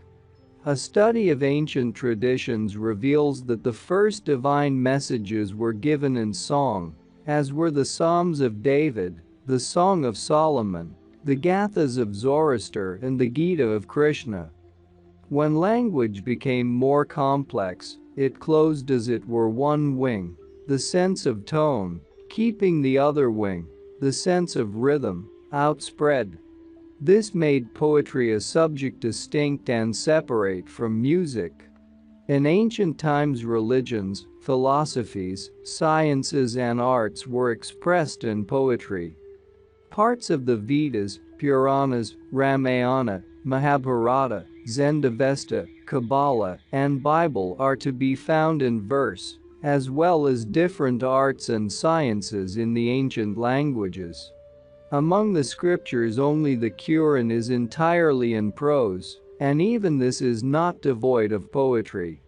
In the East, even in recent times, not only manuscripts of science, art and literature were written in poetry, but the learned even discoursed in verse. In the next stage, man freed the language from the bond of rhythm and made prose out of poetry. Although man has tried to free language from the trammels of tone and rhythm, yet in spite of this the spirit of music still exists. Man prefers to hear poetry recited and prose well read, which is in itself a proof of the soul seeking music even in the spoken word. The crooning song of the mother soothes the infant and makes it sleep, and lively music gives it an inclination to dance. It is music which doubles the courage and strength of a soldier when marching towards the field of battle. In the East, when the caravans travel from place to place on a pilgrimage, they sing as they go. In India, the coolies sing when at work, and the rhythm of the music makes the hardest labor become easy for them. An ancient legend tells how the angels sang at the command of God to induce the unwilling soul to enter the body of Adam. The soul, intoxicated by the song of the angels, entered the body, which is regarded as a prison. All spiritualists who have really sounded the depths of spiritualism have realized that there is no better means of attracting the spirits from their plane of freedom to the outer plane than by music.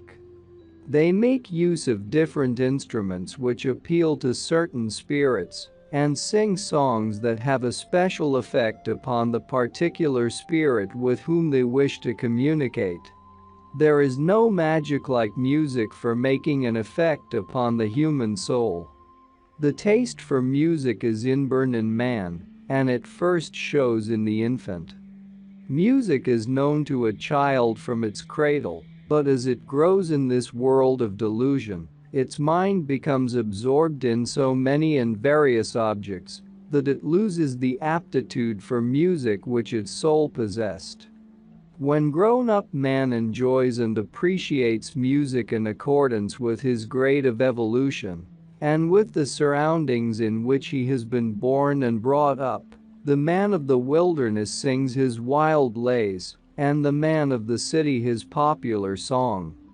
The more refined man becomes, the finer the music he enjoys. The character in every man creates a tendency for music akin to it. In other words, the gay man enjoys light music, while the serious-minded person prefers classical. The intellectual man takes delight in technique, while the simpleton is satisfied with his drum. There are 5 different aspects of the art of music. Popular, that which induces motion of the body; technical, that which satisfies the intellect; artistic, that which has beauty and grace; appealing, that which pierces the heart; uplifting, that in which the soul hears the music of the spheres. The effect of music depends not only on the proficiency, but also upon the evolution of the performer. Its effect upon the listener is in accordance with his knowledge and evolution. For this reason, the value of music differs with each individual.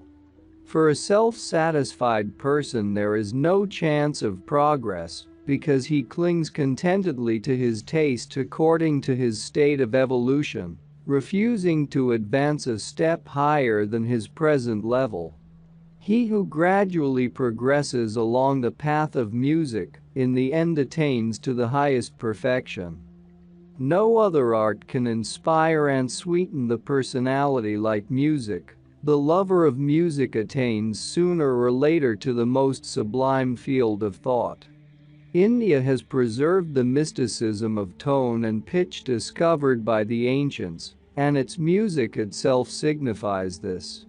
The Indian music is based upon the principle of the raga, which shows it to be akin to nature. It has avoided limitations of technique by adopting a purely inspirational method.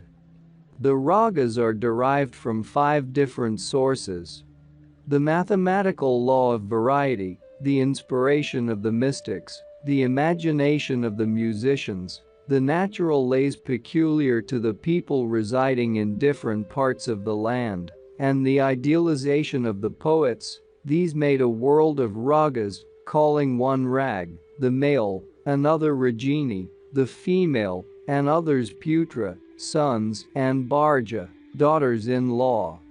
Raga is called the male theme because of its creative and positive nature. Ragini is called the female theme on account of its responsive and fine quality. Putras are such themes as are derived from the mingling of ragas and rajanas. In them can be found a likeness to the raga and the ragini from which they are derived. Bharja is the theme which responds to the putra.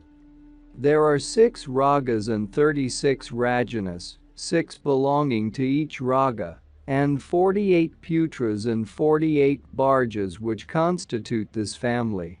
Each raga has an administration of its own, including a chief, mukhya, the key note, wadi, a king, a principal note, samwadi, a minister, a subordinate note, anuvadi, a servant, an assonant note, bhawadi, an enemy, a dissonant note. This gives to the student of the raga a clear conception of its use. Each raga has its image distinct from the other. This shows the highest reach of imagination. The poets have depicted the images of ragas, just as the picture of each aspect of life is clear in the imagination of the intelligent. The ancient gods and goddesses were simply images of the different aspects of life, and in order to teach the worship of the immanence of God in nature, these various images were placed in the temples, in order that God in his every aspect of manifestation might be worshipped. The same idea has been worked out in the images of ragas, which create with delicate imagination the type, form, figure, action, expression and effect of the idea. Every hour of the day and night, every day, week, month and season has its influence upon man's physical and mental condition. In the same way, each raga has power upon the atmosphere, as well as upon the health and mind of man. The same effect is that shown by the different times in life, subject to the cosmic law. By the knowledge of both time and raga, the wise have connected them to suit each other. There are instances in ancient tradition when birds and animals were charmed by the flute of Krishna, rocks were melted by the song of Orpheus, and the Dipak raga sung by Tansen lighted all the torches, while he himself was burnt by reason of the inner fire his song produced. Even today the snakes are charmed by the pungi of the snake charmers in India. All this shows us how the ancients must have dived into the most mysterious ocean of music. The secret of composition lies in sustaining the tone as solidly and as long as possible through all its different degrees. A break destroys its life, grace, power and magnetism, just as the breath holds life and has all grace, power and magnetism. There are some notes that need a longer life than others, according to their character and purpose. In a true composition, a miniature of nature's music is seen.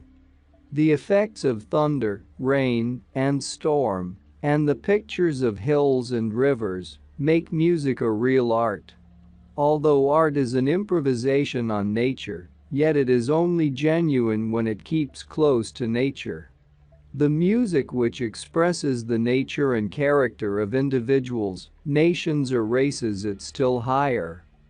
The highest and most ideal form of composition is that which expresses life, character, emotions and feelings, for this is the inner world, which is only seen by the eye of mind.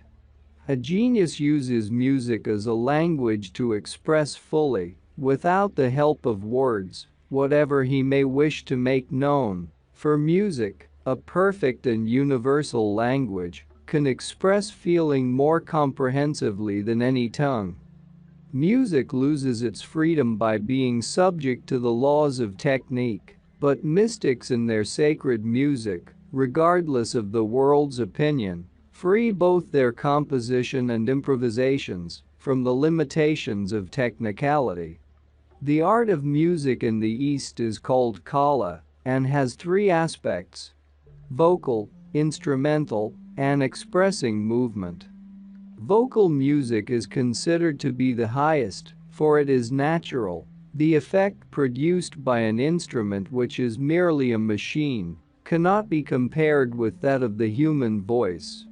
However perfect strings may be, they cannot make the same impression on the listener as the voice which comes direct from the soul as breath and has been brought to the surface through the medium of the mind and the vocal organs of the body. When the soul desires to express itself in the voice, it first causes an activity in the mind, and the mind by means of thought projects finer vibrations in the mental plane. These in due course develop and run as breath through the regions of the abdomen, lungs, mouth, throat, and nasal organs, causing the air to vibrate all through until they manifest on the surface as voice. The voice therefore naturally expresses the attitude of mind, whether true or false, sincere or insincere. The voice has all the magnetism which an instrument lacks, for voice is nature's ideal instrument, upon which all other instruments of the world are modeled. The effect produced by singing depends upon the depth of feeling of the singer. The voice of a sympathetic singer is quite different from that of one who is heartless. However artificially cultivated a voice may be, it will never produce feeling, grace and beauty, unless the heart be cultivated also. Singing has a twofold source of interest: the grace of music and the beauty of poetry. In proportion as the singer feels the words he sings, an effect is produced upon the listeners. His heart, so to speak, accompanies the song. Although the sound produced by an instrument cannot be produced by the voice, yet the instrument is absolutely dependent upon man. This explains clearly how the soul makes use of the mind, and how the mind rules the body. yet it seems as though the body works, not the mind, and the soul is left out. When man hears the sound of the instrument and sees the hand of the player at work, he does not see the mind working behind, nor the phenomenon of the soul. At each step from the inner being to the surface there is an apparent improvement, which appears to be more positive, yet every step towards the surface entails limitation and dependence. There is nothing which is unable to serve as a medium for sound, although tone manifests more clearly through a sonorous body than through a solid one, the former being open to vibrations while the latter is closed. All things which give a clear sound show life, while solid bodies choked up with substance seem dead. Resonance is the preserving of tone, in other words, it is the rebound of tone which produces an echo. On this principle all instruments are made, the difference lying in the quality and quantity of the tone, which depend upon the construction of the instrument. The instruments of percussion such as the tabla or the drum are suitable for practical music, and stringed instruments like the sitar, violin or harp are meant for artistic music. The veena is especially constructed to concentrate the vibrations, as it gives a faint sound, sometimes only audible to the player. It is used in meditation. The effect of instrumental music also depends upon the evolution of man, who expresses with the tips of his fingers upon the instrument his grade of evolution. In other words, his soul speaks through the instrument. Man's state of mind can be read by his touch upon any instrument, for however great an expert he may be, he cannot produce by mere skill, without a developed feeling within himself, the grace and beauty which appeal to the heart. Wind instruments, like the flute and the algosa, especially express the heart quality, for they are played with the breath which is the very life. Therefore they kindle the heart's fire.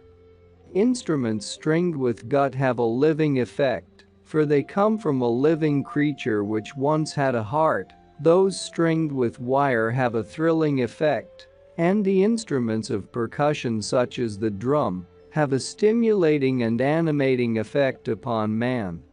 After vocal and instrumental music comes the motional music of the dance. Motion is the nature of vibration.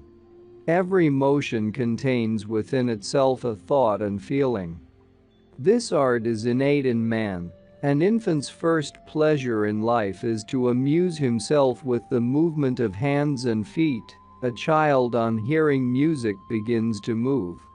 Even beasts and birds express their joy in motion.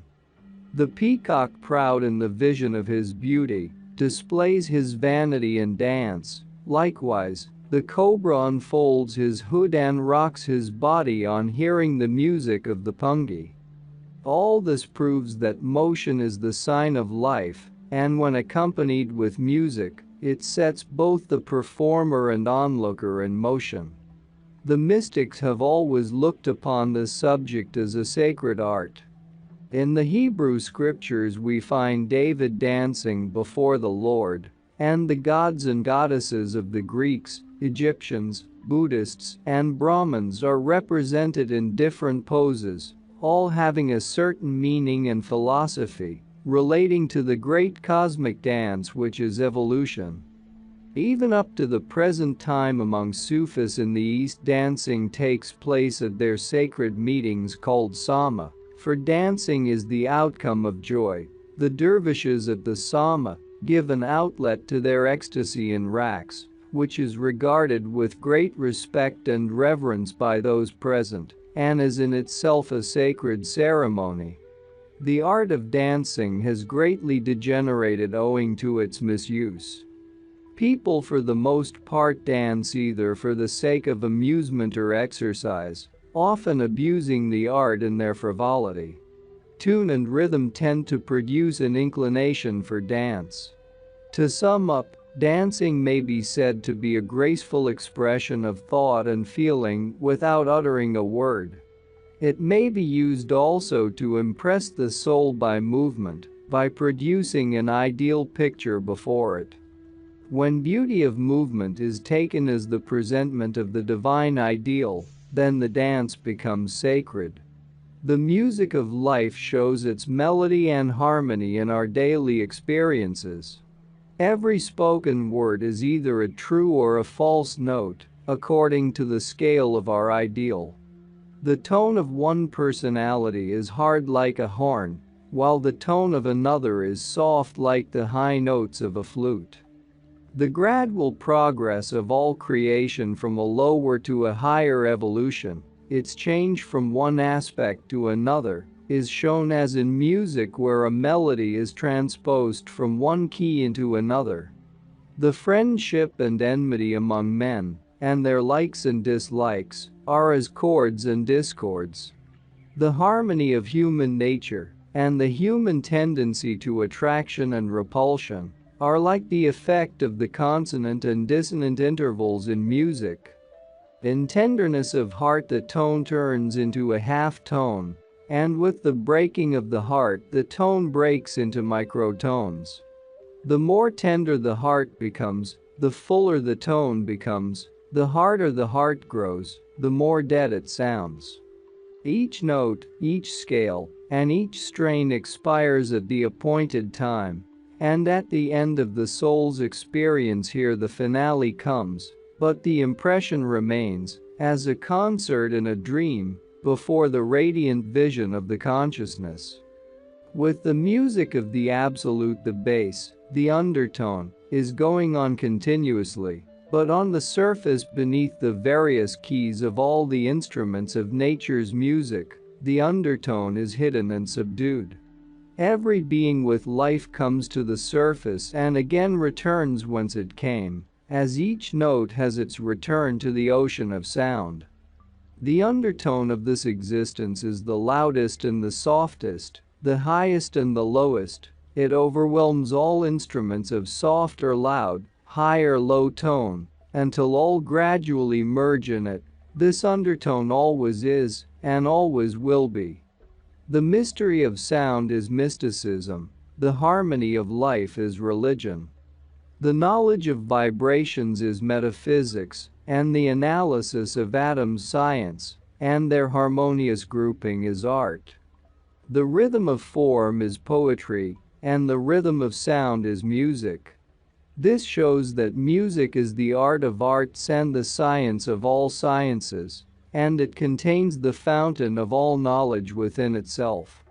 Music is called a divine or celestial art, not only because of its use in religion and devotion, and because it is in itself a universal religion, but because of its fineness in comparison with all other arts and sciences. Every sacred scripture, holy picture or spoken word, produces the impression of its identity upon the mirror of the soul, but music stands before the soul, without producing any impression of the subjective world, in either name or form, thus preparing the soul to realize the infinite. Recognizing this, the Sufi names music Giza-ira, the food of the soul, and uses it as a source of spiritual perfection. For music fans the fire of the heart, and the flame arising from it illumines the soul. The Sufi derives much more benefit from music in his meditations than from anything else. His devotional and meditative attitude makes him responsive to music, which helps him in his spiritual unfoldment. The consciousness, by the help of music, first frees itself from the body and them from the mind. This once accomplished, only one step more is needed to attain spiritual perfection. Sufis in all ages have taken a keen interest in music, in whatever land they may have dwelt. Rumi especially adopted this art by reason of his great devotion. He listened to the verses of the mystics on love and truth, sung by the calls, the musicians, to the accompaniment of the flute. The Sufi visualizes the object of his devotion in his mind, which is reflected upon the mirror of his soul. The heart, the factor of feeling, is possessed by everyone, although with everyone it is not a living heart. This heart is made alive by the Sufi, who gives an outlet to his intense feelings in tears and in sighs. By so doing, the clouds of Jalal, the power which gathers with his psychic development, fall in tears as drops of rain, and the sky of his heart is clear, allowing the soul to shine. This condition is regarded by Sufis as the sacred ecstasy. Since the time of Rumi, music has become a part of the devotions in the Mevlevi order of the Sufis. The masses in general, owing to their narrow orthodox views, have cast out the Sufis and opposed them for their freedom of thought, thus misinterpreting the Prophet's teaching, which prohibited the abuse of music, not music in the real sense of the word. For this reason, a language of music was made by Sufis, so that only the initiated could understand the meaning of the songs. Many in the East hear and enjoy these songs, not understanding what they really mean. A branch of this order came to India in ancient times and was known as the Chishtiya school of Sufis. It was brought to great glory by Khwaja Muinuddin Chishti, one of the greatest mystics ever known to the world. It would not be an exaggeration to say that he actually lived on music, and even at the present time, although his body has been in the tomb at Ajmer for many centuries, yet at his shrine there is always music given by the best singers and musicians in the land. This shows the glory of a poverty-stricken sage, compared with the poverty of a glorious king, the one during his life had all things, which ceased at his death, while the glory of the sage is ever increasing. At the present time, music is prevalent in the school of the Chishtis, who hold meditative musical assemblies called Sama or Qawwali. During these they meditate on the ideal of their devotion, which is in accordance with their grade of evolution, and they increase the fire of their devotion while listening to the music. Watched, the sacred ecstasy which the Sufis experience at Sama may be said to be union with the desired one. There are three aspects of this union which are experienced by Sufis of different stages of evolution. The first is the union with the revered ideal from that plane of earth present before the devotee, either the objective plane or the plane of thought. The heart of the devotee, filled with love, admiration and gratitude, then becomes capable of visualizing the form of his ideal of devotion whilst listening to the music.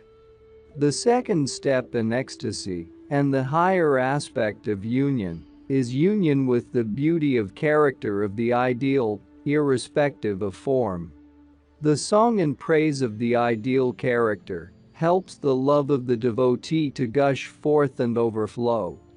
The third stage in ecstasy is union with the divine beloved, the highest ideal, who is beyond the limitation of name and form, virtue or merit, with whom it has constantly sought union, and whom the soul has finally found. This joy is unexplainable. When the words of those souls who have already attained union with the divine beloved are sung before the one who is treading the path of divine love, he sees all the signs on the path described in those verses, and it is a great comfort to him. The praise of the one so idealized, so unlike the ideal of the world in general, fills him with joy beyond words. Ecstasy manifests in various aspects. Sometimes a Sufi may be in tears, sometimes he will sigh, sometimes it expresses itself in raks, motion. All this is regarded with respect and reverence by those present at the Sama assembly, as ecstasy is considered to be divine bliss.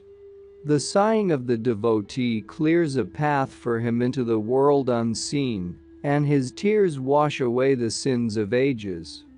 All revelation follows the ecstasy, all knowledge that a book can never contain, that the language can never express, nor a teacher teach, comes to him of itself. Abstract sound. Abstract sound is called Sod-i Sarmad by the Sufis, all space is filled with it.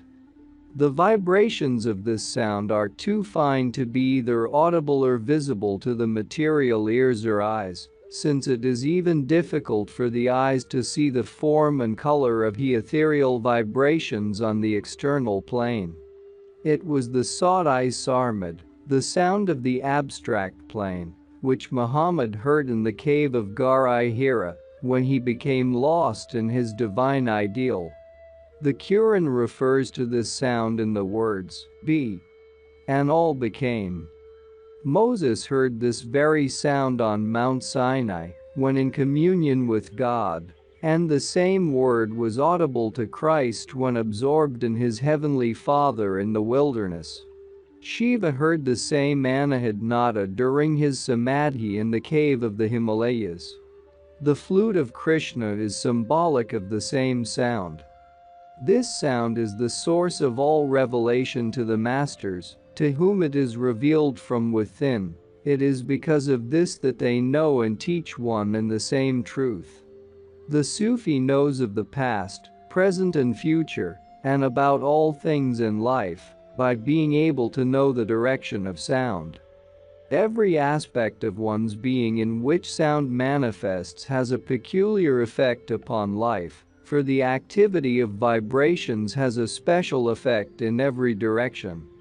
The knower of the mystery of sound knows the mystery of the whole universe. Whoever has followed the strains of this sound has forgotten all earthly distinctions and differences, and has reached that goal of truth, in which all the blessed ones of God unite. Space is within the body as well as around it. In other words, the body is in the space, and the space is in the body. This being the case, the sound of the abstract is always going on within, around and about man. Man does not hear it as a rule, because his consciousness is entirely centered in his material existence. Man becomes so absorbed in his experiences in the external world through the medium of the physical body that space, with all its wonders of light and sound, appears to him blank. This can be easily understood by studying the nature of color. There are many colors that are quite distinct by themselves, yet when mixed with others of still brighter hue, they become altogether eclipsed. Even bright colors embroidered with gold, silver, diamonds, or pearls serve merely as a background to the dazzling embroidery. So it is with the abstract sound compared with the sounds of the external world. The limited volume of earthly sounds is so concrete that it dims the effect of the sound of the abstract to the sense of hearing, although in comparison to it, the sounds of the earth are like that of a whistle to a drum. When the abstract sound is audible, all other sounds become indistinct to the mystic. The sound of the abstract is called Anahad in the Vedas, meaning unlimited sound. The Sufis name it Sarmad, which suggests the idea of intoxication. The word intoxication is here used to signify upliftment, the freedom of the soul from its earthly bondage. Those who are able to hear the Sod-i Sarmad and meditate on it are relieved from all worries, anxieties, sorrows, fears and diseases, and the soul is freed from captivity in the senses and in the physical body. The soul of the listener becomes the all-pervading consciousness, and his spirit becomes the battery which keeps the whole universe in motion. Some train themselves to hear the Sod-i Sarmad in the solitude on the seashore, on the river bank, and in the hills and dales. Others attain it while sitting in the caves of the mountains, or when wandering constantly through forests and deserts, keeping themselves in the wilderness apart from the haunts of men. Yogis and ascetics blow sing, a horn, or shanket, a shell, which awakens in them this inner tone. Dervishes play nair algosa, a double flute, for the same purpose. The bells and gongs in the churches and temples are meant to suggest to the thinker the same sacred sound, and thus lead him towards the inner life. This sound develops through 10 different aspects because of its manifestation through 10 different tubes of the body. It sounds like thunder, the roaring of the sea, the jingling of bells, running the water, the buzzing of bees, the twittering of sparrows, the veena, the whistle, or the sound of shanket, until it finally becomes hu, the most sacred of all sounds. This sound hu is the beginning and the end of all sounds, be they from man, bird, beast, or thing. A careful study will prove this fact, which can be realized by listening to the sound of the steam engine or of a mill, while the echo of bells or gongs gives a typical illustration of the sound hu. The Supreme Being has been called by various names in different languages, but the mystics have known him as hu, the natural name, not man-made, the only name of the nameless, which all nature constantly proclaims. The sound hu is most sacred, the mystics call Ism-I Azam, the name of the Most High, for it is the origin and end of every sound, as well as the background of each word. The word hu is the spirit of all sounds and of all words, and is hidden within them all, as the spirit in the body. It does not belong to any language, but no language can help belonging to it. This alone is the true name of God, a name that no people and no religion can claim as their own. This word is not only uttered by human beings, but is repeated by animals and birds. All things and beings proclaim this name of the Lord, for every activity of life expresses distinctly or indistinctly this very sound. This is the word mentioned in the Bible as existing before the light came into being. In the beginning was the Word, and the Word was with God, and the Word was God. The mystery of hu is revealed to the Sufi who journeys through the path of initiation. Truth, the knowledge of God, is called by a Sufi hak. If we divide the word hak into 2 parts, its assonant sounds become hu-ek, hu signifying God or truth, and ek in Hindustani meaning one, and both together expressing on God and one truth. Hakikat in Arabic means the essential truth, Hakim means master, and Hakim means knower, all of which words express the essential characteristics of life. Al-Haq is the sacred word that the Virajas, the adepts of India, use as their sacred chant. In the word Al-Haq are expressed 2 words, Al meaning he, and Haq truth, both words together expressing God the source from which all comes. The sound hu becomes limited in the word ham, for the letter m closes the lips. This word in Hindustani expresses limitation because ham means I or we, both of which words signify ego. The word Hamsa is the sacred word of the yogis which illumines the ego with the light of reality. It is the limitation of language that it can only describe the Most High as something like a king. In English, the word human explains 2 facts which are characteristic of humanity. Hu means God and man means mind, which word comes from the Sanskrit mana, mind being the ordinary man.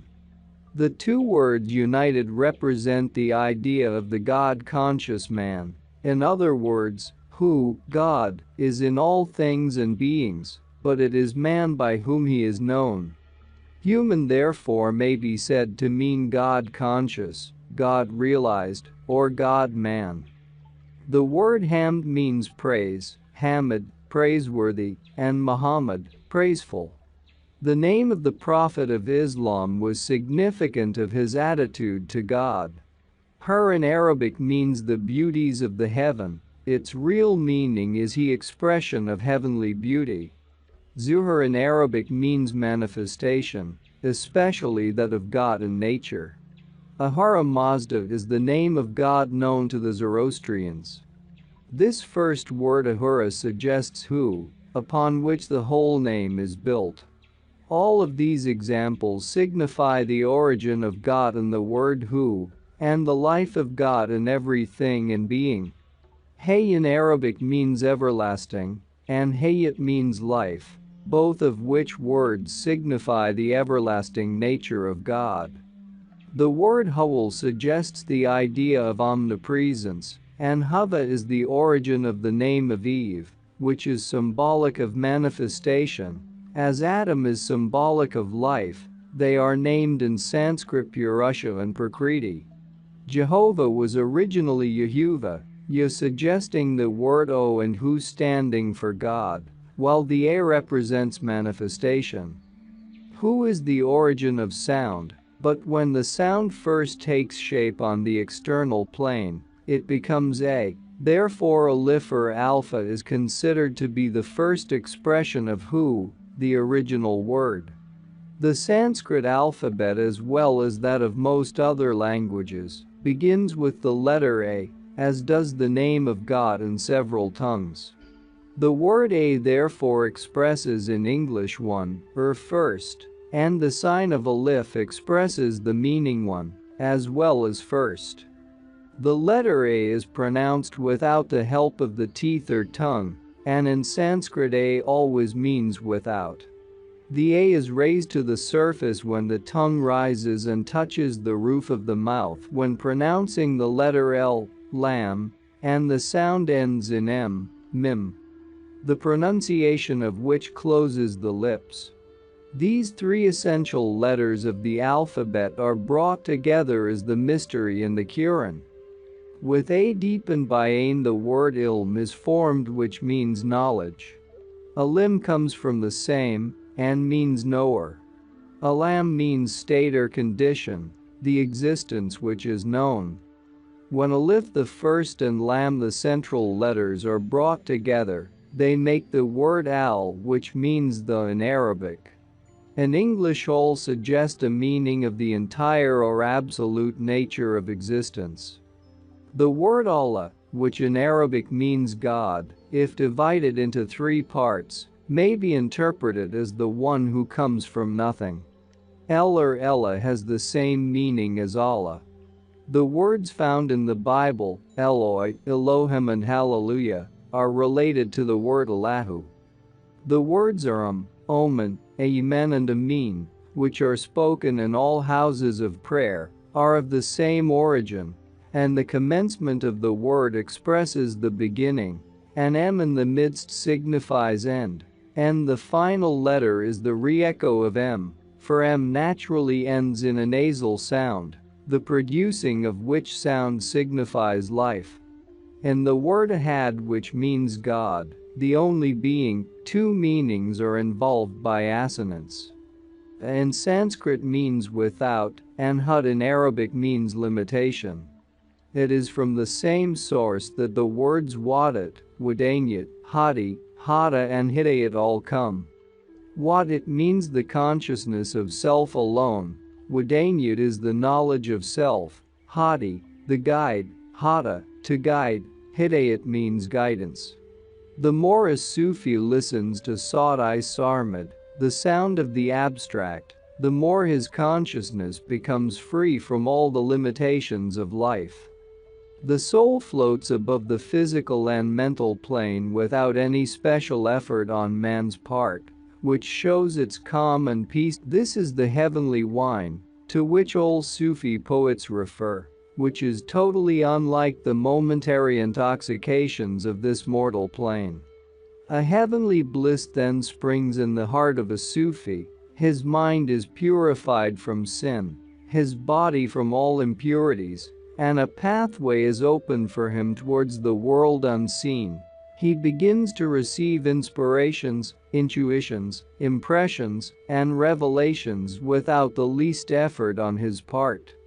He is no longer dependent upon a book or a teacher for divine wisdom. The light of his soul, the Holy Spirit, begins to shine upon him. As Sharif says, I by the light of soul realize that the beauty of the heavens and the grandeur of the earth are the echo of thy magic flute.